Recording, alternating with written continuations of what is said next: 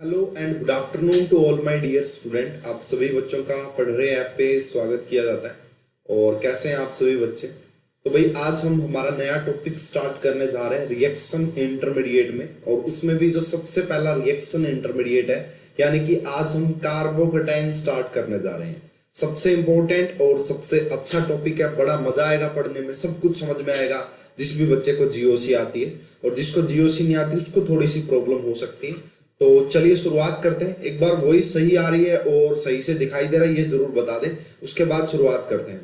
ठीक है, welcome, good evening to all of you, again welcome, बहुत बहुत स्वागत है आपका। और कुछ नए बच्चे भी होंगे, वो भी जरूर ज्वाइन कर किए होंगे भाई।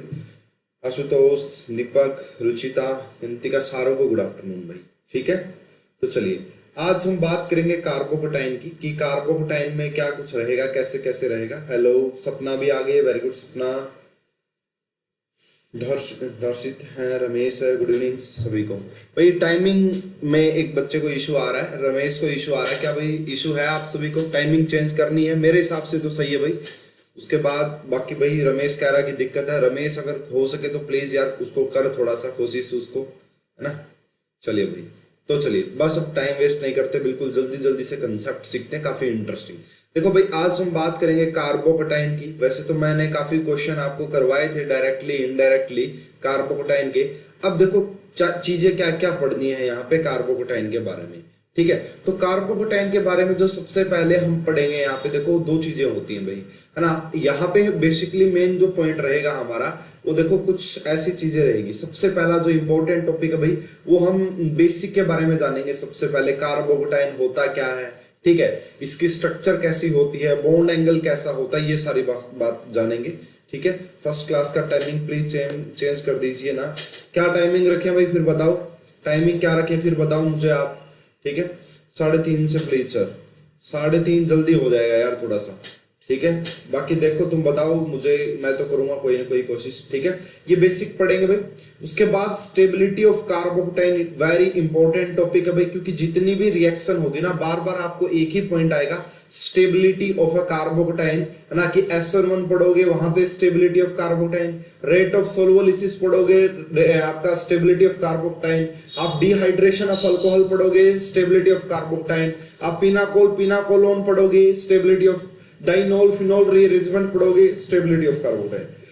तो स्टेबिलिटी ऑफ कार्बोकेटाइन बहुत ही इंपॉर्टेंट टॉपिक है, बहुत ही बेहतरीन टॉपिक है। मॉर्निंग में तो मुश्किल है भाई, मॉर्निंग में नहीं रखेंगे, मॉर्निंग में तो नहीं रख पाऊंगा मैं। ठीक है, उसके बाद सेकंड हम बात करेंगे भाई इसकी पर्टिकुलर रिएक्शंस, कार्बोकेटाइन की कौन कौन सी रिएक्शन होती हैं। ठीक है, जर्नल रिएक्शन जो है जैसे डिहाइड्रेशन ऑफ अल्कोहल, या फिर यहीं पे एक आपको फिनोमिना और पढ़ाऊंगा मैं, रीअरेंजमेंट ऑफ कार्बोकेटाइन। ठीक है, वेरी वेरी इंपॉर्टेंट टॉपिक है भाई, रीअरेंजमेंट ऑफ कार्बोकेटाइन आपको पढ़ाना है, जिसमें आपका hydride shifting, methyl shifting, 1,2 shifting बोलेंगे बेसिकली उसे। उसके बाद रिंग एक्सपेंशन, रिंग कॉन्ट्रैक्शन, ये सारी बातें हम करेंगे। ठीक है, चलो भाई बाद में राय लेंगे, अभी क्लास पे ध्यान दो, लास्ट में देखते हैं। अभी देखो तो यहाँ पे हमें जो पढ़ना है भाई, आपका एक तो 1,2 शिफ्टिंग पढ़नी है भाई। 1,2 शिफ्टिंग क्या होती है, क्यों करवाते हैं, इसके ऊपर भी क्वेश्चन बनते हैं भाई। उसके बाद जो हम यहाँ पे बात करेंगे रिंग एक्सपेंशन की बात करेंगे।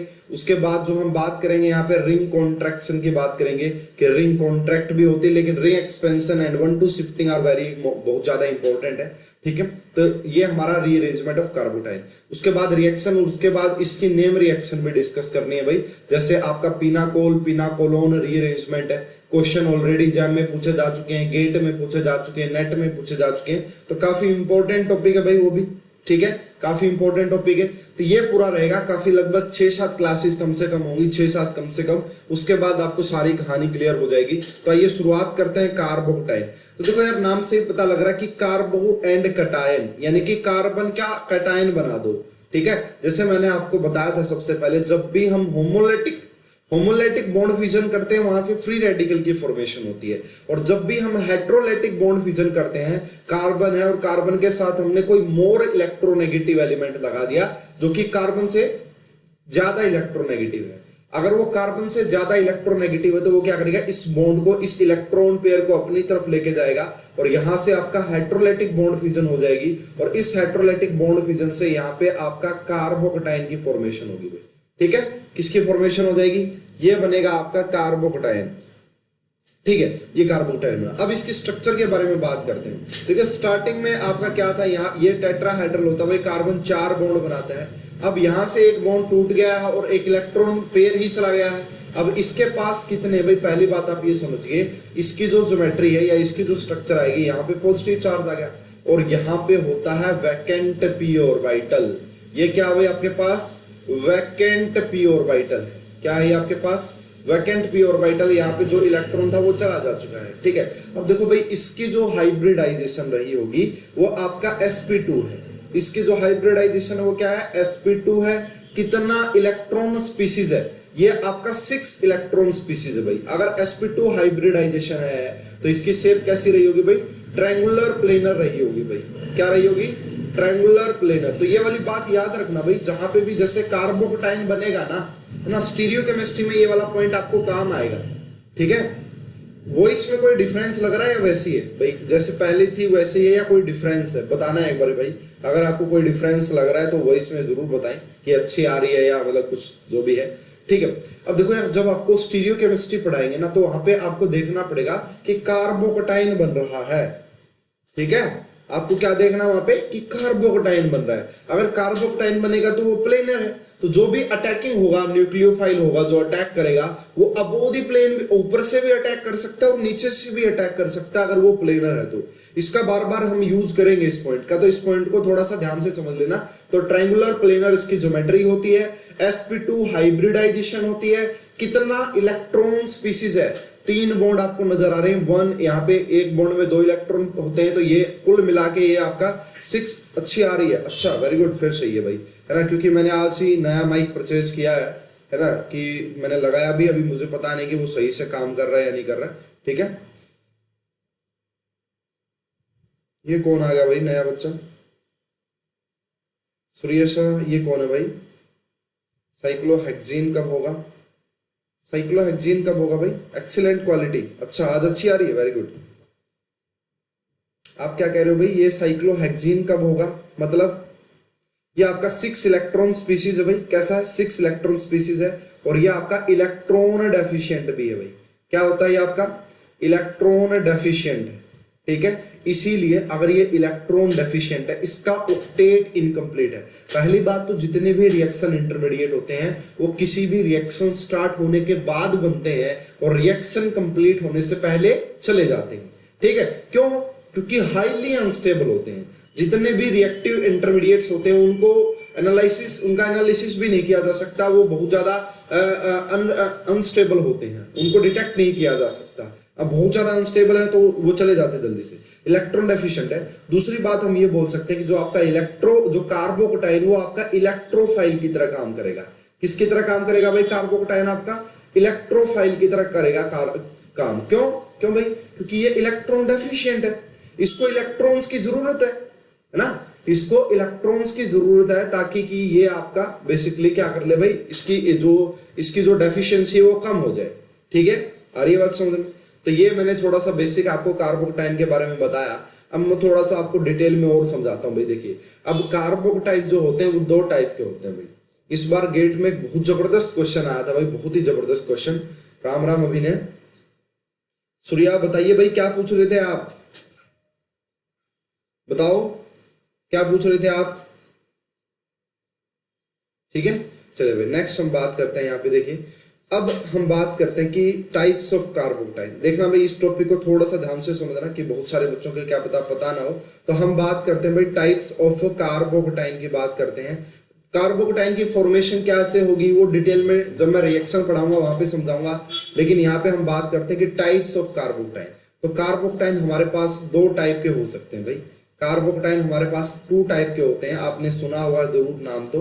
ठीक है, अब उसके एप्लीकेशन थोड़ी सी देख लीजिएगा। एक को बोला जाता है आपका क्लासिकल कार्बोकटाइन, क्या बोलते हैं, एक को आपका क्लासिकल कार्बोकटाइन बोलते हैं और एक को बोला जाता है नॉन क्लासिकल कार्बोकटाइन। क्या बोलते हैं भाई, इसे हम नॉन क्लासिकल कार्बोकटाइन बोलते हैं। तो 2 प्रकार के हमारे पास कार्बोकटाइन होते हैं। ठीक है, एक को क्लासिकल कार्बोकटाइन बोलते हैं, एक को नॉन क्लासिकल कार्बोकटाइन बोलते हैं। अब ये क्या होते हैं भाई, क्लासिकल और नॉन क्लासिकल। देखो यहाँ पे जो कार्बोकटाइन होता है भाई, वो आपका जो कार्बोकटाइन रहा होगा यहाँ पे बेसिकली, वो आपका किससे, रेजोनेंस स्टेबलाइज होगा अनशेयर्ड पेयर ऑफ इलेक्ट्रॉन से। ठीक है, क्या रहा होगा भाई, वो रेजोनेंस या फिर वो आपका डबल या ट्रिपल बॉन्ड से स्टेबलाइज रहा होगा अलाइलिक पोजीशन पे, है ना। तो समझाता हूं भाई, मैं इसको थोड़ा सा डिटेल में समझाता हूं। देखिए, अगर मैं कहता हूं कि मेरे पास देखो कि ये वाला जो सिस्टम है, आप सभी को पता है कि ये आपका बेंजीन से जो बेंजीन रिंग से क्या हो रहा है, ये स्टेबलाइज हो रहा है ये कार्बोकटाइन। तो ये कौन सा कार्बोकटाइन हो गया भाई आपका, है ना, ये क्लासिकल कार्बोकटाइन, नॉर्मल कार्बोकटाइन। उसके बाद भैया अलाइलिक वर्ड क्या यूज किया मैंने, देखो ये वाला जो कार्बन कार्बन डबल बॉन्ड है, इसके साथ वाले कार्बन पे अगर पॉजिटिव चार्ज लगा हो या कार्बोकटाइन हो, तो इसे अलाइलिक कार्बोकटाइन बोलते हैं। और ये वाला जो है इस डबल बॉन्ड से रेजोनेंस स्टेबलाइज होगा, ये वाला यहाँ पे जाएगा और यहाँ से इसकी इलेक्ट्रॉन डेफिशिएंसी को दूर करेगा। तो ये भी आपका कैसा भाई, क्लासिकल कार्बोकटाइन है। ठीक है, यहाँ पे या फिर कार्बन कार्बन ट्रिपल बॉन्ड हो तो इसे भी हम क्या बोलेंगे, ये भी हमारा, ये these all are the examples of classical यानी कि नॉर्मल कार्बोकटाइन, है ना। जो नॉर्मल अब तक बातें आपको पढ़ते आ रहे हो वही सारी कहानियां यहाँ पे भी होती है। तो ये आपका नॉर्मल कार्बोकटाइन होता है। ठीक है भाई, समझ में आ रही बात। नॉर्मल कार्बोकटाइन या क्लासिकल कार्बोकटाइन बोलोगे। इसमें मैंने आपको बात बताई कि यहाँ पे जो कार्बोकटाइन होगा वो रेजोनेंस स्टेबलाइजेशन हो सकता है, वो आपका कार्बन अलाइलिक पोजीशन पे हो सकता है, वो डबल या ट्रिपल बॉन्ड से, मैसोमेरिक से, एरोमेटिसिटी से, नॉर्मल कहानियां हैं। लेकिन ये नॉन क्लासिकल कार्बोकटाइन कहां से आ गया भाई, इसकी बात हमें थोड़ी सी देखनी पड़ेगी और ये काफी इंटरेस्टिंग है थोड़ा सा। तो ये क्या होता है भाई आपका, यहाँ पे जो आपका कार्बोकटाइन होता है नॉन कार्बोकटाइन, उसका मैं एग्जांपल भी आपको दूंगा, उसकी एप्लीकेशन भी आपको बताऊंगा। ठीक है, तो यहाँ पे जो पॉजिटिव चार्ज इज डीलोकलाइज, यहाँ पे अगर आप लिखना चाहते हो तो लिख सकते हो positive charge is delocalise, positive charge is delocalised by किसके द्वारा डीलोकलाइज होगा, आपका non allylic. Sir benzylic carbocation क्या होता है, बेंजीन रिंग के डायरेक्ट जो कार्बोकटाइन लगा हुआ भाई, बेंजीन रिंग के, ये बेंजाइलिक कार्बोकटाइन है, इसको बोल सकते हैं बेंजाइलिक कि बेंजीन रिंग है उसके डायरेक्टली अटैच पे पॉजिटिव चार्ज आ गया तो बेंजाइलिक कार्बोकटाइन बोल देते हैं इसी को। Will any question of the cyclohexane come in IIT JEE. Cyclohexene किसकी बात कर रहे हो आप, किस मतलब किस पॉइंट ऑफ व्यू से कह रहे हो, आपकी बात समझ में नहीं आ रही कि साइक्लोहेक्सेन में किस पॉइंट ऑफ व्यू से कह रहे हो कि क्वेश्चन आएगा या नहीं आएगा, ये वाली बात समझ में नहीं आ रही मुझे। आ सकता है साइक्लोहेक्सेन से, आ सकती है, बहुत सारी रिएक्शन होती है साइक्लोहेक्सेन की, तो बिल्कुल आ सकती है। तो देखो भाई यहाँ पे मैंने क्या बता रहा था आपको कि positive charge is delocalised by carbon carbon double bond या फिर कार्बन कार्बन ट्रिपल बॉन्ड, और वो आपका क्या होगा, वो non benzylic non allylic position पे। ये वाली बात आप याद रखना, दैट इज नॉट अलाइलिक, देखो नोट करो, that is not allylic position, या फिर आप यहाँ पे कार्बन कार्बन सिंगल बॉन्ड से भी पॉजिटिव चार्ज को स्टेबलाइज कर दोगे। यहाँ पे देखो क्लासिकल कार्बोकटाइन में आप क्या करोगे, अनशेयर्ड पेयर ऑफ इलेक्ट्रॉन जो रहा होगा, है ना, जो नॉर्मल रेजोनेंस की कहानी वो आप करोगे यहाँ पे। विनाइलिक कार्बोकटाइन कब होगा, ओके अभी बताता हूँ भाई, अभी बताता हूँ विनाइलिक क्या होता है। देखो भाई विनाइलिक इसको बोला जाता है भाई, ये कार्बन कार्बन डबल बॉन्ड है ना, जैसे ये वाला जो कंपाउंड है इसे हम विनाइल क्लोराइड बोलते हैं भाई, क्या बोलते हैं इसे, विनाइल क्लोराइड बोलते हैं। अगर यहां से क्लोराइड चला जाता है तो यहाँ पे carbon carbon carbon carbon double bond और यहाँ पे पॉजिटिव चार्ज आ जाएगा। अब ये वाला जो बना है ना, ये इसको बोला जाता है विनाइलिक, क्या बोलते हैं भाई इसे, विनाइलिक कार्बोकटाइन बोलते हैं, और ये हाईली अनस्टेबल होता है। विनाइलिक कार्बोकटाइन क्या होता है भाई आपका, हाईली अनस्टेबल होता है। आप समझ में आ गई होगी बात क्यों मैंने ऐसा बोला है ना। तो डबल बॉन्ड पे पॉजिटिव चार्ज आ गया है तो ये स्टेबिलिटी वाली कहानी है नहीं यहाँ पे। ठीक है भाई, नॉन क्लासिकल समझो, क्योंकि नॉन क्लासिकल अच्छा है, समझ में आना चाहिए आपको नॉन क्लासिकल। तो आइए नॉन क्लासिकल के बारे में पढ़ते हैं। मैंने क्या बोला यहाँ पे, जैसे इसका जो बेस्ट एग्जांपल है, सर अराइल कार्बोकटाइन क्यों पॉसिबल नहीं होते, अराइल कार्बोकटाइन कैसे कहना चाह रहे हो भैया, रुक जाओ भाई, थोड़ी सी देर में सब समझ में आ जाएगा, थोड़ी सी देर इंतजार कर लो एक बार। ठीक है, अब देखो भाई मान लीजिए यहाँ पे ये लगा हुआ कार्बन कार्बन डबल बॉन्ड और ये है आपका पॉजिटिव चार्ज। अब ये वाला जो पॉजिटिव चार्ज है, देखो क्या ये वाला पॉजिटिव चार्ज इस कार्बन कार्बन डबल बॉन्ड के साथ कॉन्जुगेशन में है, क्या ये वाला पॉजिटिव चार्ज जो ऊपर आपको पॉजिटिव चार्ज नजर आ रहा है, क्या ये इस कार्बन कार्बन डबल बॉन्ड के साथ कॉन्जुगेशन में है, नहीं है। क्यों, डबल सिंगल सिंगल पॉजिटिव, तो बीच में दो सिंगल सिंगल बॉन्ड आ गए, इसका मतलब नहीं है, लेकिन बट फिर भी ये देखा जाता है कि यहाँ पे ये वाला जो है यहां से इलेक्ट्रॉन डोनेट कर देता है, और यहां से इलेक्ट्रॉन डोनेट करने के बाद यहां से आपका कुछ ये एनएमआर से भी डिटेक्ट किया गया है, इस चीज को एनएमआर से भी देखा गया कि हाँ ऐसा होता है। तो ये वाला डबल बॉन्ड अगर यहाँ पे अटैक करेगा तो हमें यहाँ पे आपका कुछ इस तरीके से यहाँ पे और यहाँ पे आपका क्या दिखाई देती है भाई, एक रिंग की फॉर्मेशन होती हुई आपको दिखाई दे रही होगी, और पॉजिटिव चार्ज जो है आपका वो यहाँ पे आ जाएगा, इस प्रकार से यहाँ पे पॉजिटिव चार्ज आ जाएगा। यानी कि हुआ क्या है भाई, इसका जो नाम होता है ना, इसे बोला जाता है 7 नोर बोर्नाइल कार्बोकेटाइन। इसे क्या बोलते हैं, 7 नोर बोर्नाइल कार्बोकेटाइन इसे हम बोलते हैं।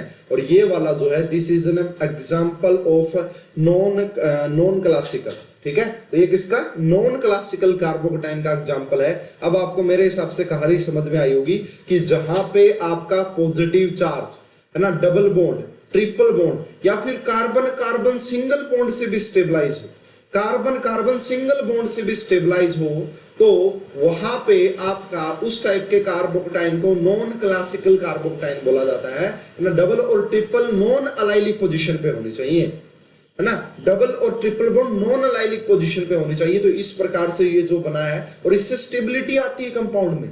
जैसे ये पॉजिटिव चार्ज यहाँ पे बनेगा, यहां से स्टेबिलिटी भी देखने को मिलेगी आपको, ठीक है।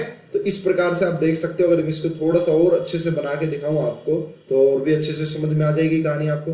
तो ये वाला बॉन्ड तो बेसिक चाहे आप यहाँ पे दिखाओ ही ना, इसके ऊपर भाई नेट में क्वेश्चन आता बड़ा जबरदस्त, इसको थोड़ा सा ध्यान से समझ लेना, नहीं तो दिक्कत हो जाएगी आपको, ठीक है। तो यहाँ पे आप इस तरीके से बॉन्ड बना लीजिए भाई, इसने यहाँ पे अटैक किया और इसने फिर यहाँ पे अटैक कर दिया। अगर यहाँ पे अटैक करेगा तो ये पॉजिटिव चार्ज। तो इस प्रकार से देखो ये आपको एक लाइक दैट रिंग की फॉर्मेशन हो गई है एक्स्ट्रा।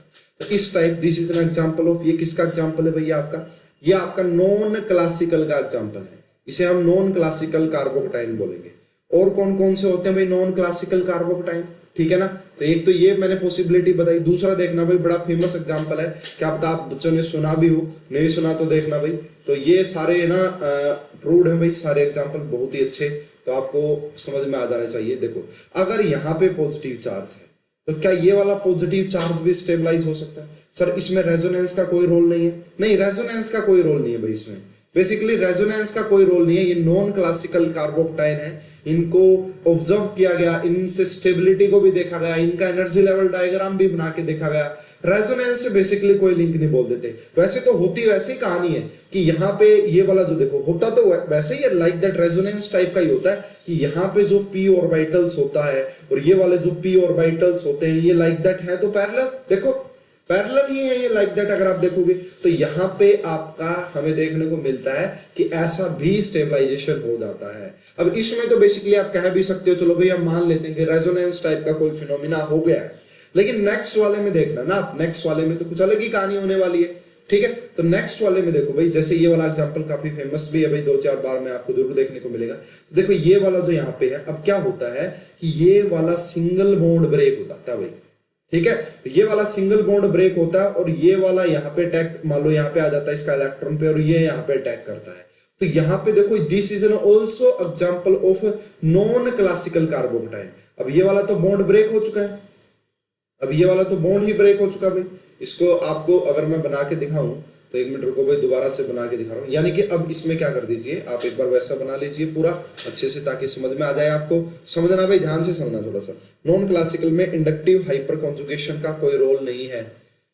देखो यार मैं आपको एक बात बताता हूँ, अभी रुको थोड़ा सा इंतजार करो, उसके बाद सारी चीजें समझ में आएंगी कि क्या है क्या नहीं है ना। एक बार तुम ये सीख तो लो कि ये टॉपिक कहता क्या है, कब आपको लगेगा कि नॉन क्लासिकल है। पहले वो चीजें देखो आप, उसके बाद हम इंडक्टिव को, उसके बाद हम स्टेबिलिटी को देखेंगे। तो ऐसा कुछ मैंने अभी पढ़ाया नहीं है, जो पढ़ा रहा हूँ एक बार उसके ऊपर फोकस करो, उसके बाद में सारे डाउट तुम्हारे क्लियर हो जाएंगे, देख लेना, ठीक है। उसके बाद चलो भाई ये वाला यहाँ पे आ गया। अब आपने क्या किया कि इस बॉन्ड को तो ब्रेक कर दिया, ये तो बॉन्ड रहा ही नहीं है अब यहाँ पे, ठीक है। ये बॉन्ड रहा नहीं है, तो ये बॉन्ड यहाँ पे नहीं रहा, और यहाँ पे एक एक्स्ट्रा बॉन्ड बन गया भाई इनके बीच में, ठीक है। तो यहाँ पे आपका बॉन्ड बन गया, ये वाला देखो इस प्रकार से बन गया ना, ये एक्स्ट्रा बॉन्ड एक। और पॉजिटिव चार्ज कहाँ पे आ गया, ये वाला पॉजिटिव चार्ज आ गया। देखो भाई ये भी आपका एक नॉन क्लासिकल कार्बोकेटाइन का एग्जांपल है, ठीक है ना। ऊपर से भी टूट सकता है ऐसे कि ये वाला बॉन्ड भाई ऐसे टूट जाए, यहाँ की तरफ टूट जाए और इससे ये बना सकता है यहाँ पे, तो ये भी एक पॉसिबिलिटीज बन सकती है। समझ पा रहे हो? यानी कि इससे अगर आप दूसरा बनाने, तो देखो अब यहाँ पे क्या हुआ है, यहाँ पे जो ये पॉजिटिव चार्ज है ये स्टेबलाइज जब हुआ जब ये carbon carbon single bond break हो गया। समझ पा रहे हो?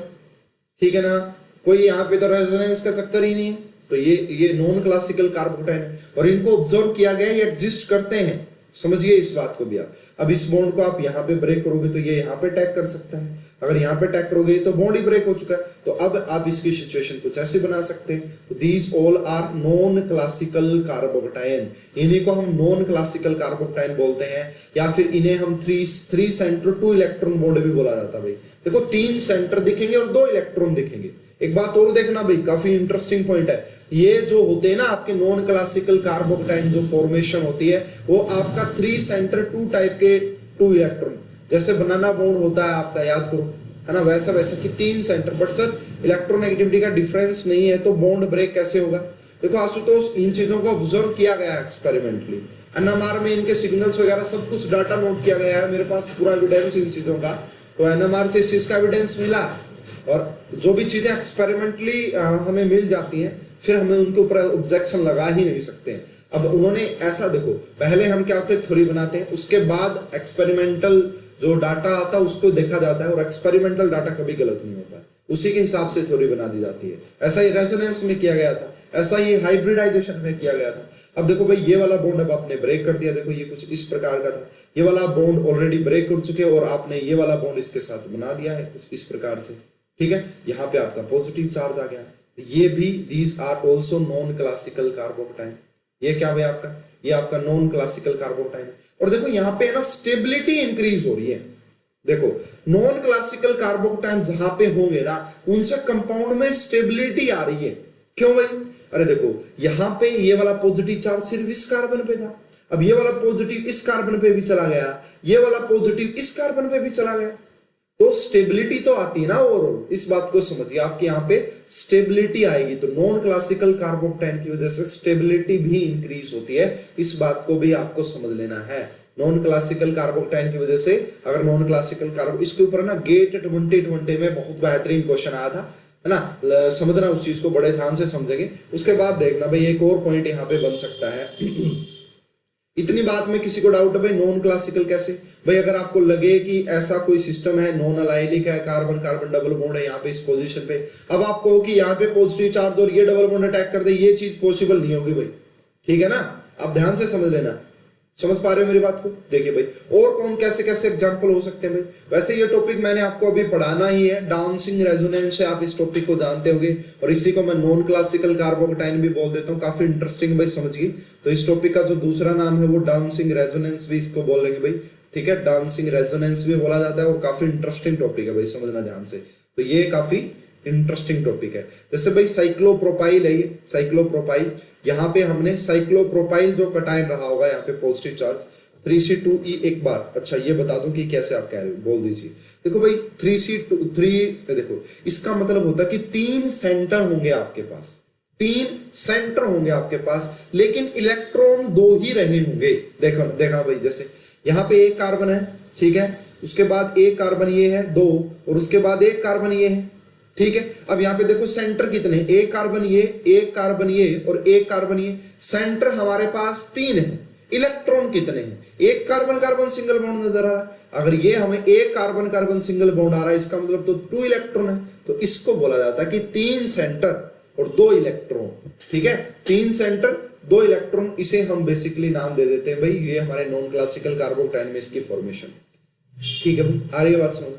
उसके बाद देखो भाई डांसिंग रेजोनेंस वाला टॉपिक समझना भाई, ठीक है, काफी इंटरेस्टिंग, काफी बेहतरीन, जबरदस्त देखना।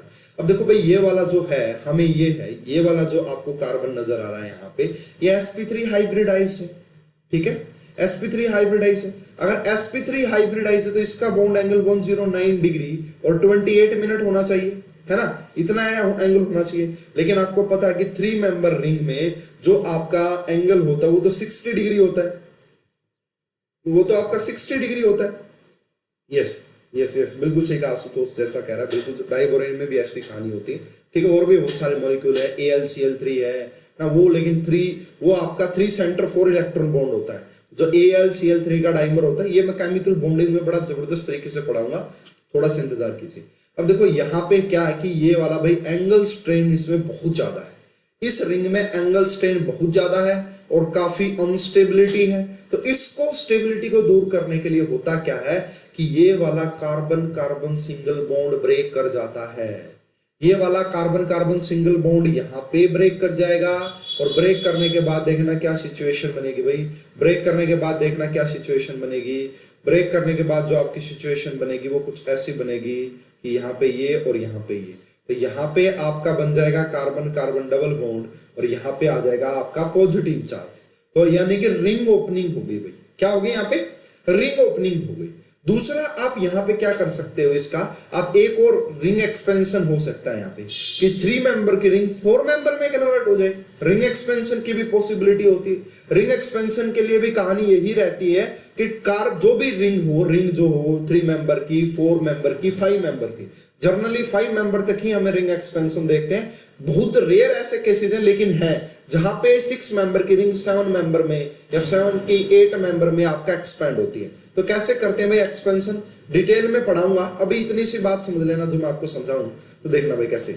अब देखो रिंग एक्सपेंशन करते टाइम आपको ध्यान में क्या देना, जहां पे पॉजिटिव दिख रहा है उसी के पड़ोस में पॉजिटिव लगा दो और दूसरी जगह नेगेटिव चार्ज लगा दो, है ना। जैसे अब आपने इस बार पहले में क्या किया था कि इस जहां पे कार्बोकेटाइन उस साइड बॉन्ड ब्रेकिंग की थी, अब आप दूसरे केस में क्या कर दो, बॉन्ड ब्रेकिंग आप यहां पे कर दो। अगर बॉन्ड ब्रेकिंग इस साइड होगी तो नेगेटिव वहां पे जाएगा, यहाँ पे आपका पॉजिटिव आएगा और ये पॉजिटिव, ये वाला जो देखो मैं बता देता हूँ, इसको अलग से बता देता हूँ ताकि आपको समझ में आ जाए।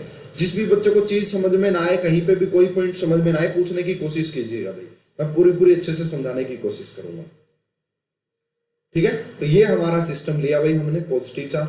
पहले केस में मैंने कहानी कुछ अलग बताई, अब क्या कर सकते हैं, अब हम ये कर सकते हैं कि इस बॉन्ड को हम यहाँ पे ब्रेक करेंगे, यहाँ पे नेगेटिव आएगा, यहाँ पे पॉजिटिव आएगा। अब पॉजिटिव में तो बॉन्ड बनता नहीं है, पॉजिटिव नेगेटिव में तो बॉन्ड बन जाता है, तो बना दो बॉन्ड यहाँ पे 1 2 इसके बीच में बॉन्ड बना दो। तो बॉन्ड बनाओगे 1, उसके बाद 2, उसके बाद 3, उसके बाद 4, तो यहाँ पे क्या होगा बेसिकली आपका, ये क्या होगा भाई बेसिकली आपका, यानी कि आपका इस 4 मेंबर रिंग की फॉर्मेशन हो जाएगी।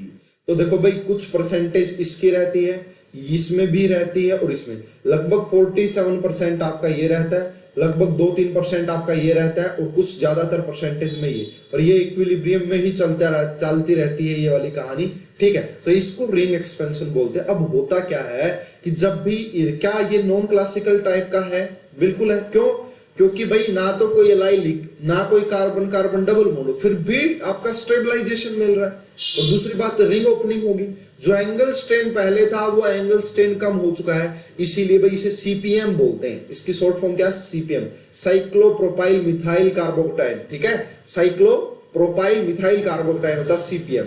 और ये जो सीपीएम होता है ना भाई, इसकी स्टेबिलिटी, ये वाला जो कार्बोकेटाइन होता है इसकी स्टेबिलिटी आपका रेजोनेंस से, एरोमेटिसिटी से भी ज्यादा स्टेबलाइज होता है ये, ठीक है, समझ में आई बात। तो दोनों बातें पॉसिबल हो सकती हैं। इस टाइप का जो फिनोमिना, इसी फिनोमिना को डांसिंग रेजोनेंस भी बोलते हैं भाई, इसी को हम क्या बोलते हैं, डांसिंग रेजोनेंस। ये वाला मॉलिक्यूल इस फॉर्म में भी एग्जिस्ट कर सकता है, इसमें भी एग्जिस्ट कर सकता है और इसमें भी एग्जिस्ट कर सकता है, तीनों में एग्जिस्ट कर सकता है। और ये पूरा डायनामिक इक्विलिब्रियम में रहता है, कभी थोड़ी सी उसमें ये पूरा चेंज होता रहता है एक दूसरे में, आप ऐसे समझिए, ठीक है। और ये आपका काफी ज्यादा स्टेबिलिटी होती है इस वाले जो सिस्टम की। अब एक और केस है भाई यहाँ पे, वो भी मैं आपको जरूर बताने की कोशिश करता हूँ, समझाने की कोशिश करता हूँ, है ना। ये काफी यूनिक से केस है भाई, आपको मतलब देखने को काफी रेयर मिलेंगे, लेकिन समझने की कोशिश करना, आराम से समझ सकते हो आप काफी अच्छे से। तो ये वाला सिस्टम देखिए भाई आप यहाँ पे, ठीक है, तो ये वाला सिस्टम है। अब यहाँ पे आपको क्या लग रहा है कि क्या है यहाँ पे फिनोमिना, होगा क्या यहाँ पे, देखो होगा क्या कि ये वाला जो कार्बन कार्बन का और ये वाला जो प्योर मेटल, तो होता क्या है यहाँ पे बेसिकली, इसको आपको ध्यान से समझना है कि ये वाला बॉन्ड आपका यहाँ पे आ जाता है और ये वाला नेगेटिव चार्ज इसके ऊपर अटैक करता है, और अटैक करते ही यहाँ पे 1 2 3 मेंबर की रिंग की फॉर्मेशन हो जाती है। अगर मैं आपको यहाँ पे दोबारा से इसकी बना के दिखाऊं स्ट्रक्चर, अगर होने के बाद, तो कैसा आपको दिखाई देगा समझिएगा। तो ये आपका कुछ इस प्रकार से हो जाएगा यहाँ पे, ठीक है। जब ये बॉन्ड ब्रेक किया था तो आपका पॉजिटिव चार्ज यहाँ पे आ जाएगा, ठीक है, ये आपका ऐसा और ये आपका ऐसा। इसी को आप इसकी दूसरी रेजोनेटिंग स्ट्रक्चर भी बना सकते हैं भाई, है ना। अब देखो क्या हुआ, इससे ज्यादा स्टेबिलिटी आ गई। क्यों आ गई भाई, देखो समझना, इस कंपाउंड में ज्यादा स्टेबिलिटी आ गई है। कैसे आई भाई ज्यादा स्टेबिलिटी, देखो यहाँ पे ये वाला कार्बोकटाइन कोई रेजोनेंस स्टेबलाइजेशन तो था नहीं, है ना, कोई रेजोनेंस स्टेबलाइजेशन नहीं था। लेकिन अब देखो यार, ये 3 मेंबर की रिंग है और इसके डायरेक्टली अटैच कार्बन पे पॉजिटिव चार्ज, क्या लाइक दैट सीपीएम टाइप का कोई अरेंजमेंट आ गया है क्या, उससे थोड़ी सी स्टेबिलिटी आई होगी। दूसरी बात आप ये देखिए कि ये कार्बोकटाइन अब रेजोनेंस स्टेबलाइज हो गया। आप इसके रेजोनेटिंग स्ट्रक्चर बना के देख लीजिए, रेजोनेटिंग स्ट्रक्चर आप बना दोगे इजीली इसकी, तो ये वाला यहाँ पे आ जाएगा, ये वाला यहाँ पे आ जाएगा, ये वाला पॉजिटिव चार्ज यहाँ पे चला जाएगा, तो ये वाला, तो ये देखो भाई, ये these are the example of non classical carbocation. Non classical carbocation basically बोले तो वो कार्बोकटाइन जो आपका कार्बन कार्बन डबल बॉन्ड या ट्रिपल बॉन्ड से नॉन अलाइलिक पोजीशन पे, नॉन अलाइलिक पोजीशन का मतलब कि वो रेजोनेंस में नहीं है उसके साथ, लेकिन फिर भी वो उसको स्टेबलाइजेशन दे रहे हैं। तो फिर भी अगर आपको ऐसा कोई अरेंजमेंट दिखे, है ना, आपसे बोला जा सकता है, 4 ऑप्शन बना के दे देगा, बताइए which of the following is example of non classical कार्बोकटाइन, इनमें से कौन सा नॉन क्लासिकल कार्बोकटाइन का एग्जांपल है। तो ये भी नॉन क्लासिकल का कार्बोकटाइन का एग्जांपल है, ये भी आपका नॉन क्लासिकल का है, और ये भी आपका नॉन क्लासिकल का है। इसको आप थोड़ा सा ध्यान से याद रखिएगा भाई, इसका बड़ा जबरदस्त यूज होगा क्वेश्चंस में, तो ये आपको समझ में आना काफी जरूरी है। ठीक है, किसी भी बच्चे को अगर समझ में ना आए तो वो पूछ सकता है। ठीक है भाई, अभी तक में किसी को कोई डाउट है भाई ये वाली चीजों में, देखना मैं एक क्वेश्चन बताऊंगा ना, उससे चीजें क्लियर होंगी भाई। मेन पॉइंट है कि जब क्वेश्चन मैं आपको करवाने लगूंगा वहां से आपको चीजें क्लियर हो जाएंगी अच्छे से। अब देखिए भाई, अब हम बात करते हैं स्टेबिलिटी ऑफ कार्बोकटाइन। देखो ये मेरे को बताना था, है ना, इतना ज्यादा इंपॉर्टेंट नहीं है, हायर क्लासेस में जाओगे ऑटोमेटिक पढ़ने को मिलेगी ये ज्यादा चीजें डिटेल में। अब जो आपके लिए जो सबसे ज्यादा इंपॉर्टेंट है वो है stability of कार्बोकटाइन, very very important. क्या है भाई आपका स्टेबिलिटी ऑफ कार्बोकटाइन, आपका बहुत ज्यादा इंपॉर्टेंट टॉपिक है। यहां से क्वेश्चन डायरेक्ट भी आते हैं, और दूसरी बात हर रिएक्शन में आपको स्टेबिलिटी ऑफ कार्बोकटाइन देखने को मिलेगी। आपके कमेंट नहीं आ रहे भाई मेरे पास, आपके कमेंट नहीं आ रहे मेरे पास।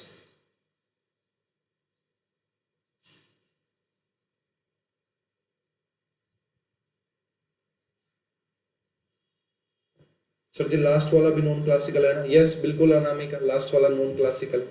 ठीक है, चलिए भाई, अब देखो स्टेबिलिटी ऑफ कार्बोकटाइन क्या क्या फैक्टर अफेक्ट करते हैं। देखो भाई, ऑर्डर वाइज अगर चलेंगे तो सबसे पहला इसे हम बैक बॉन्डिंग बोल सकते हैं, इसे आप बैक बॉन्डिंग बोल दीजिए, या फिर इसे आप मेसोमेरिक इफेक्ट बोल दीजिए, एक ही बात है, कोई दिक्कत नहीं है। मेसोमेरिक इफेक्ट या बैक बॉन्डिंग जो स्टेबिलिटी देते हैं वो एरोमेटिसिटी से भी ज्यादा होती है, वो रेजोनेंस स्टेबिलिटी से भी ज्यादा होती है। उसका रीजन होता है कि जब भी आप देखो भाई, कोई कार्बोकटाइन मैंने लिया, यहाँ पे कार्बन कार्बन डबल बॉन्ड है यहाँ पे, और यहाँ पे मैंने आपका OCH3 लगा दिया है। क्या लगा दिया, OCH3, एक मॉलिक्यूल ये हो गया, और दूसरा मॉलिक्यूल मैं जो यहाँ पे बना देता हूँ कि कार्बन कार्बन कार्बन, ये CH2 के ऊपर पॉजिटिव चार्ज, और यहाँ पे आपका डबल बॉन्ड आ गया इस प्रकार से।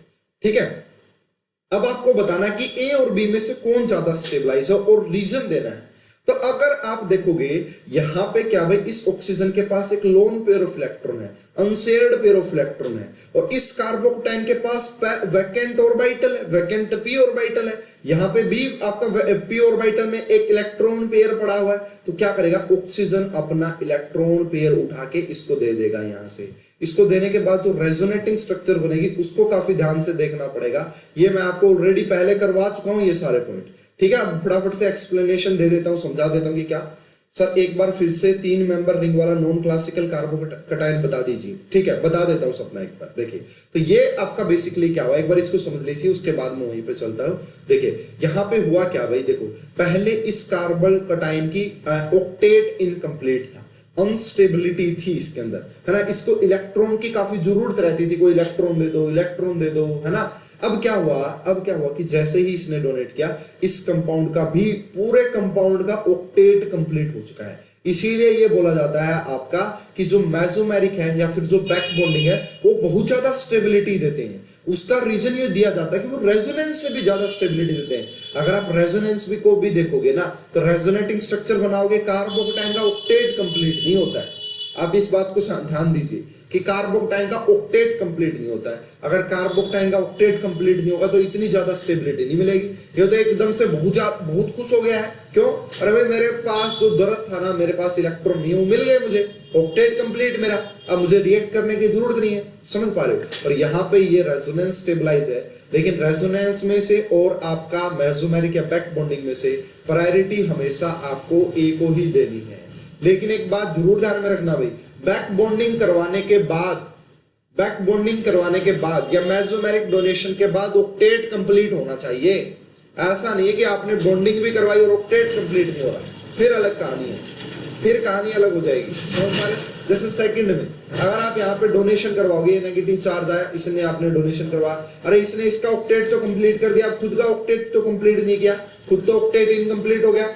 समझ पा रहे हो? तो सबसे पहला फैक्टर जो हम लेते हैं यहाँ पे वो बैक बॉन्डिंग और मेसोमेरिक का लिया जाता है, स्टेबिलिटी अगर आपको देखनी है। उसके बाद जो सेकंड फैक्टर हम देखते हैं भाई यहाँ पे, वो आपका एरोमेटिसिटी का होता है भाई। किसका? एरोमेटिसिटी का होता है भाई। जैसे आपका जो भी एरोमेटिक कार्बोकेटाइंस होते हैं वो ज्यादा रेजोनेंस स्टेबलाइज होते हैं, ठीक है, रेजोनेंस से वो ज्यादा स्टेबलाइज होते हैं, बट अनस्टेबल हो जाएगा ना, क्योंकि ऊपर पॉजिटिव चार्ज।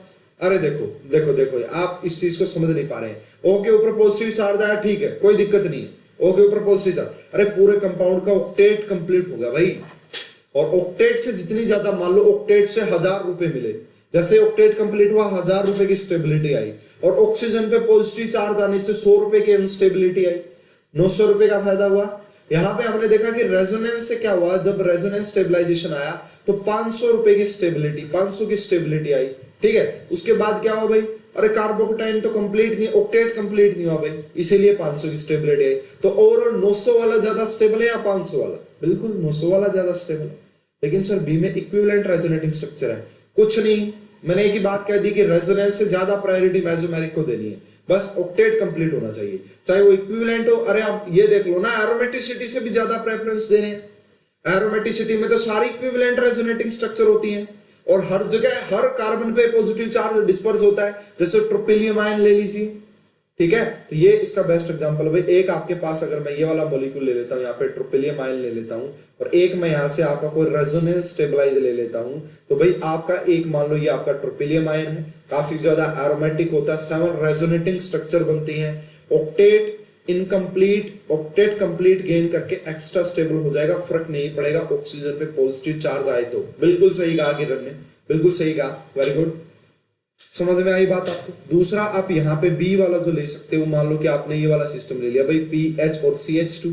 अब यहाँ पे आपका 3 रेजोनेटिंग स्ट्रक्चर या 4 रेजोनेटिंग स्ट्रक्चर आप मानो जो भी है, यहाँ पे आपका 7RS बनती है, 7 रेजोनेटिंग स्ट्रक्चर बनती है। किसको ज्यादा स्टेबिलिटी? इसको। और दूसरी बात भाई, अगर रेजोनेटिंग स्ट्रक्चर भी सेम हो और एक में एरोमेटिसिटी हो और एक में एरोमेटिसिटी नहीं हो, तो एरोमेटिसिटी को प्रेफरेंस दी जाती है ज्यादा रेजोनेंस से, सबसे ज्यादा मेसोमेरिक, उसके बाद एरोमेटिसिटी। एरोमेटिसिटी को क्यों दी है? अरे भाई एरोमेटिसिटी में कोई ऑक्टेट कंप्लीट थोड़ी नहीं हो जाएगा, ऑक्टेट कंप्लीट नहीं होता, एक्स्ट्रा स्टेबिलिटी आएगी, बिल्कुल सही बात है, लेकिन ऑक्टेट तो कंप्लीट नहीं होगा, तो इसका रीजन है, ठीक है, आई बात समझ में। थर्ड जो प्रायोरिटी दोगे आप, वो रेजोनेंस को प्रायोरिटी दोगे। जितनी ज्यादा रेजोनेटिंग स्ट्रक्चर होगी, है ना, more the number of resonating structure, more the number of resonating, more the number of RS is directly proportional to stability of carbonatine, is directly proportional to stability of carbonatine। जितनी ज्यादा resonating structure होंगी उतनी ज्यादा carbocation की stability रही होगी, ठीक है। उसके बाद जो नेक्स्ट फैक्टर हम लेते हैं यहाँ पे, फोर्थ फैक्टर, वो हाइपर कॉन्जुगेशन का लेते हैं भाई, हाइपर कॉन्जुगेशन, ठीक है, इसी को ज्यादा प्रायोरिटी दी जाती है एज कंपेयर टू इंडक्टिव। इसे H इफेक्ट भी बोलते हैं, मैंने बताया था, और मैंने आपको ये बताया था, more the number of alpha hydrogen, more the number of alpha hydrogen, more will be the stability of carbocation, ठीक है, more will be the stability of carbocation, बिल्कुल सही बात है भाई। और उसके बाद देखना भाई, उसके बाद आप देखना तीसरा, फिफ्थ जो पॉइंट है वो इंडक्टिव है। अब यहाँ पे एक बात जरूर ध्यान में रखनी की, प्लस H का ऑर्डर क्या बताया था मैंने, याद करो, प्लस S का ऑर्डर मैंने क्या बताया था, कि जो हाइड्रोजन एटम होता है उसकी ज्यादा होती है, फिर डी की होती है और फिर टी की होती है ट्रिटियम की। ये आपका प्लस एस का ऑर्डर रहता है, याद रखना भाई इस पॉइंट को। रीजन मैंने क्या दिया था कि जो कार्बन और हाइड्रोजन का जो बॉन्ड होता है उसमें वाइब्रेशंस बहुत ज्यादा होते हैं, वो इजीली ब्रेक हो जाता है। अगर वो इजीली ब्रेक हो जाएगा तो आप समझ पाते हैं कि वहां पे आपका हाइपर कॉन्जुगेशन ज्यादा होगा, स्टेबिलिटी ज्यादा आएगी। और सबसे ज्यादा जो प्रायोरिटी देंगे वो फिर हम सबसे लोएस्ट प्रायोरिटी जो है इंडक्टिव को देंगे। और इंडक्टिव में भी हमें पता है कि जो प्लस आई इफेक्ट होंगे, जो इलेक्ट्रॉन डोनेटिंग ग्रुप लगेंगे, is directly proportional to stability of a carbocation, is directly proportional to stability of a carbocation. तो ये वाला पॉइंट भी आपको समझ में आ जाना चाहिए, कोई दिक्कत कोई परेशानी होनी नहीं चाहिए इसमें भी आपको, कि पॉजिटिव चार्ज यानी कि इंडक्टिव इफेक्ट, जितना ज्यादा इंडक्टिव इफेक्ट लगेगा उतना ज्यादा इलेक्ट्रॉन क्लाउड जाएगा कार्बोकटाइन के पास, उतनी ज्यादा स्टेबिलिटी बनेगी। इंडक्टिव में टीका ज्यादा है, यस। अगर आप इंडक्टिव में पूछें, अगर आप प्लस आई का ऑर्डर मुझसे पूछें तो प्लस आई का ऑर्डर आप दोगे कि अगर हम बात करें कि ट्रिटियम का सबसे ज्यादा होता है, उसके बाद ड्यूटेरियम का और उसके बाद हाइड्रोजन का। तो ये वाले फैक्टर्स हैं भाई। अब देखो यार, अब है ना बड़ा कंफ्यूजन सा रहता है इन चीजों में कि कौन सबसे ज्यादा स्टेबल होगा, कौन सा कार्बोकटाइन सबसे ज्यादा स्टेबल होगा, क्या कहानी रहती है। तो एक ऑर्डर सा देख सकते हैं भाई, बेसिकली वो ऑर्डर है, बेसिकली वो सही ऑर्डर है, उसको आप देखिए। काफी जो एंट्रेंस एग्जामिनेशन में क्वेश्चन पूछे गए थे उनके आधार पर वो ऑर्डर है बेसिकली आपका। हो सकता है कि किसी एग्जाम में आपको अलग देखने को मिल जाए, लेकिन लगभग यही ऑर्डर आपको हर बुक में देखने को मिल जाएगा। तो देखो भाई, सबसे ज्यादा अगर आप स्टेबिलिटी की बात करोगे, ओवरऑल स्टेबिलिटी ऑर्डर की बात करें, ठीक है, ओवरऑल अगर आप स्टेबिलिटी ऑर्डर की बात करेंगे, ओवरऑल स्टेबिलिटी ऑर्डर की अगर आप बात करेंगे, तो जो सबसे ज्यादा स्टेबलाइज देखने को मिलता है आपका, वो देखने को मिलता है भाई ये वाला सिस्टम।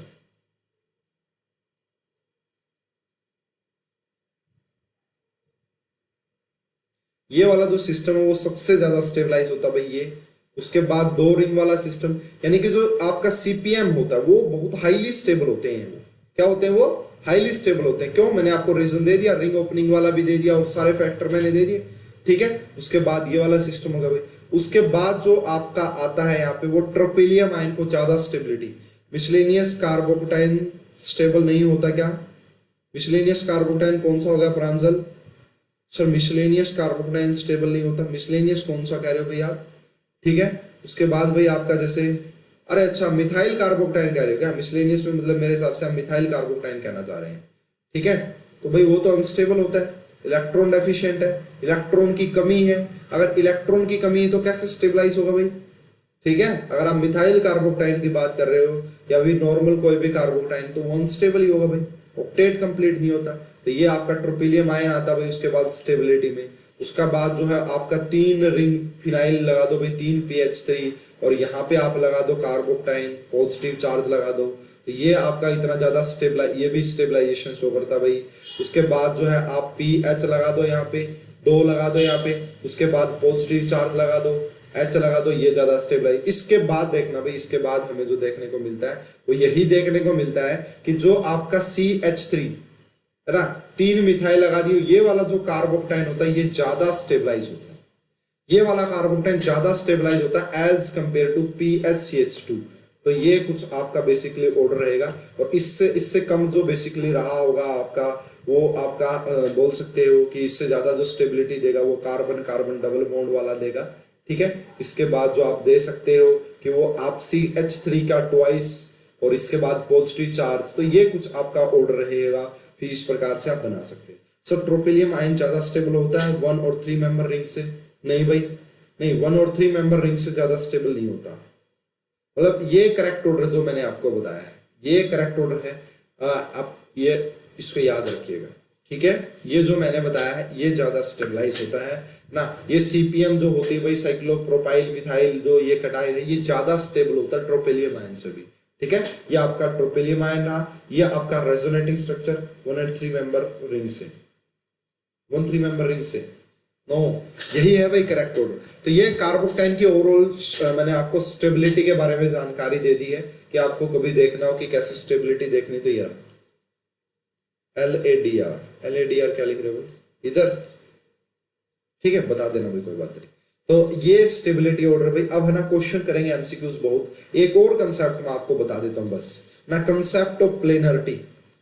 ठीक है।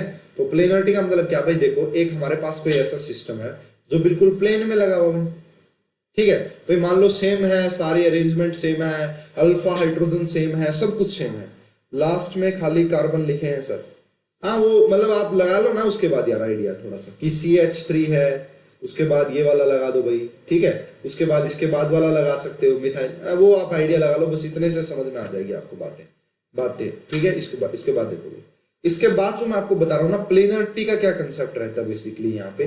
प्लेनरिटी वैसे मैंने आपको लास्ट में ब्रिडेट्स रूल पढ़ाया था, तो वो काफी हेल्प करेगा ऐसे टॉपिक्स में आपको समझाने में आपके अच्छे से। तो मान लो भाई हमने कोई ऐसा सिस्टम ले लिया है यहाँ पे, तो मैं प्लेनर बना लेता हूँ एक बार इसको अच्छे से, ताकि आपको चीजें समझ में आ जाए। कोई प्लेनर सिस्टम ले लेते हैं भाई,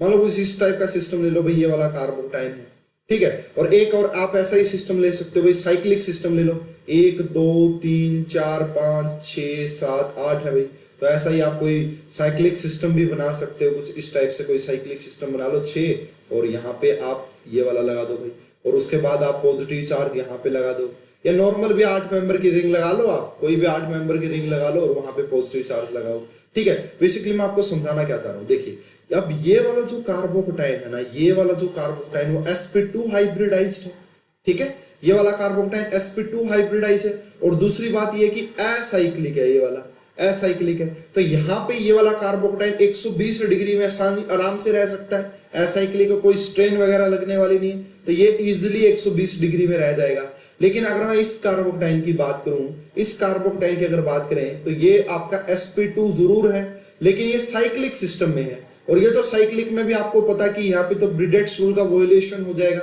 याद करो यहाँ पे तो ब्रिडेट्स रूल का वोलेशन हो जाएगा, तो इसको तो हम वो भी नहीं बोलेंगे, है ना, इसको तो हम, लेकिन आप एक मैं आपको ये बात समझाना चाह रहा हूं कि एक आपके पास अल्फा हाइड्रोजन सेम हो जाए, रेजोनेंस सेम हो जाए, सब कुछ सेम हो जाए, फिर आप क्या देखोगे, फिर आपको ये देखना है कि एक साइक्लिक कार्बोकटाइन जो है वो 120 डिग्री पे आराम से रह सकता है, कोई एंगल स्ट्रेन वहां पे लगने वाला नहीं है। लेकिन उसी के रिस्पेक्ट में अगर आपका 6 मेंबर का कोई, ठीक है, 6 मेंबर 8 मेंबर 7 मेंबर का अगर कार्बोकटाइन है, तो वो इतने अच्छे से नहीं रह पाएगा एज कंपेयर टू साइक्लिक में होने की वजह से, उस रिंग का भी तो कोई पर्टिकुलर एंगल रहा होगा ना, तो 120 डिग्री पे वो कार्बोकटाइन अच्छे से नहीं रह पाएगा। इसीलिए भाई ये बात आप याद रखना कि जो आपका असाइक्लिक कार्बोकटाइन है, वो आपको बाद में देखना सारे पैरामीटर लगाने के बाद, तो असाइक्लिक कार्बोकटाइन की जो स्टेबिलिटी होती है, असाइक्लिक कार्बोकटाइन की जो स्टेबिलिटी होती है वो आपका ज्यादा होती है as compare to cyclic कार्बोकटाइन।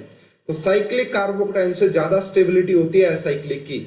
Reason आपको समझ में आ गया होगा, रीजन ये है कि असाइक्लिक वाला आराम से रहेगा जैसे वो रहना चाहता है, लेकिन साइक्लिक वाले को वैसे रहना पड़ेगा जैसा कि रिंग वाला रखेगा। रिंग वाला कहेगा ना भाई मेरा रिंग का एंगल तो 120 डिग्री है, मेरा रिंग का एंगल तो 100 डिग्री है, तो 100 डिग्री पे रहना पड़ेगा उसको, वो 120 डिग्री पे रहना चाह रहा है, उसकी चाहत है ऐसी, लेकिन वो उस रिंग के की वजह से वो नहीं रह पाएगा। समझ पा रहे हो इस बात को? तो कंसेप्ट ऑफ प्लेनरिटी ये भी आपको याद रखना भाई।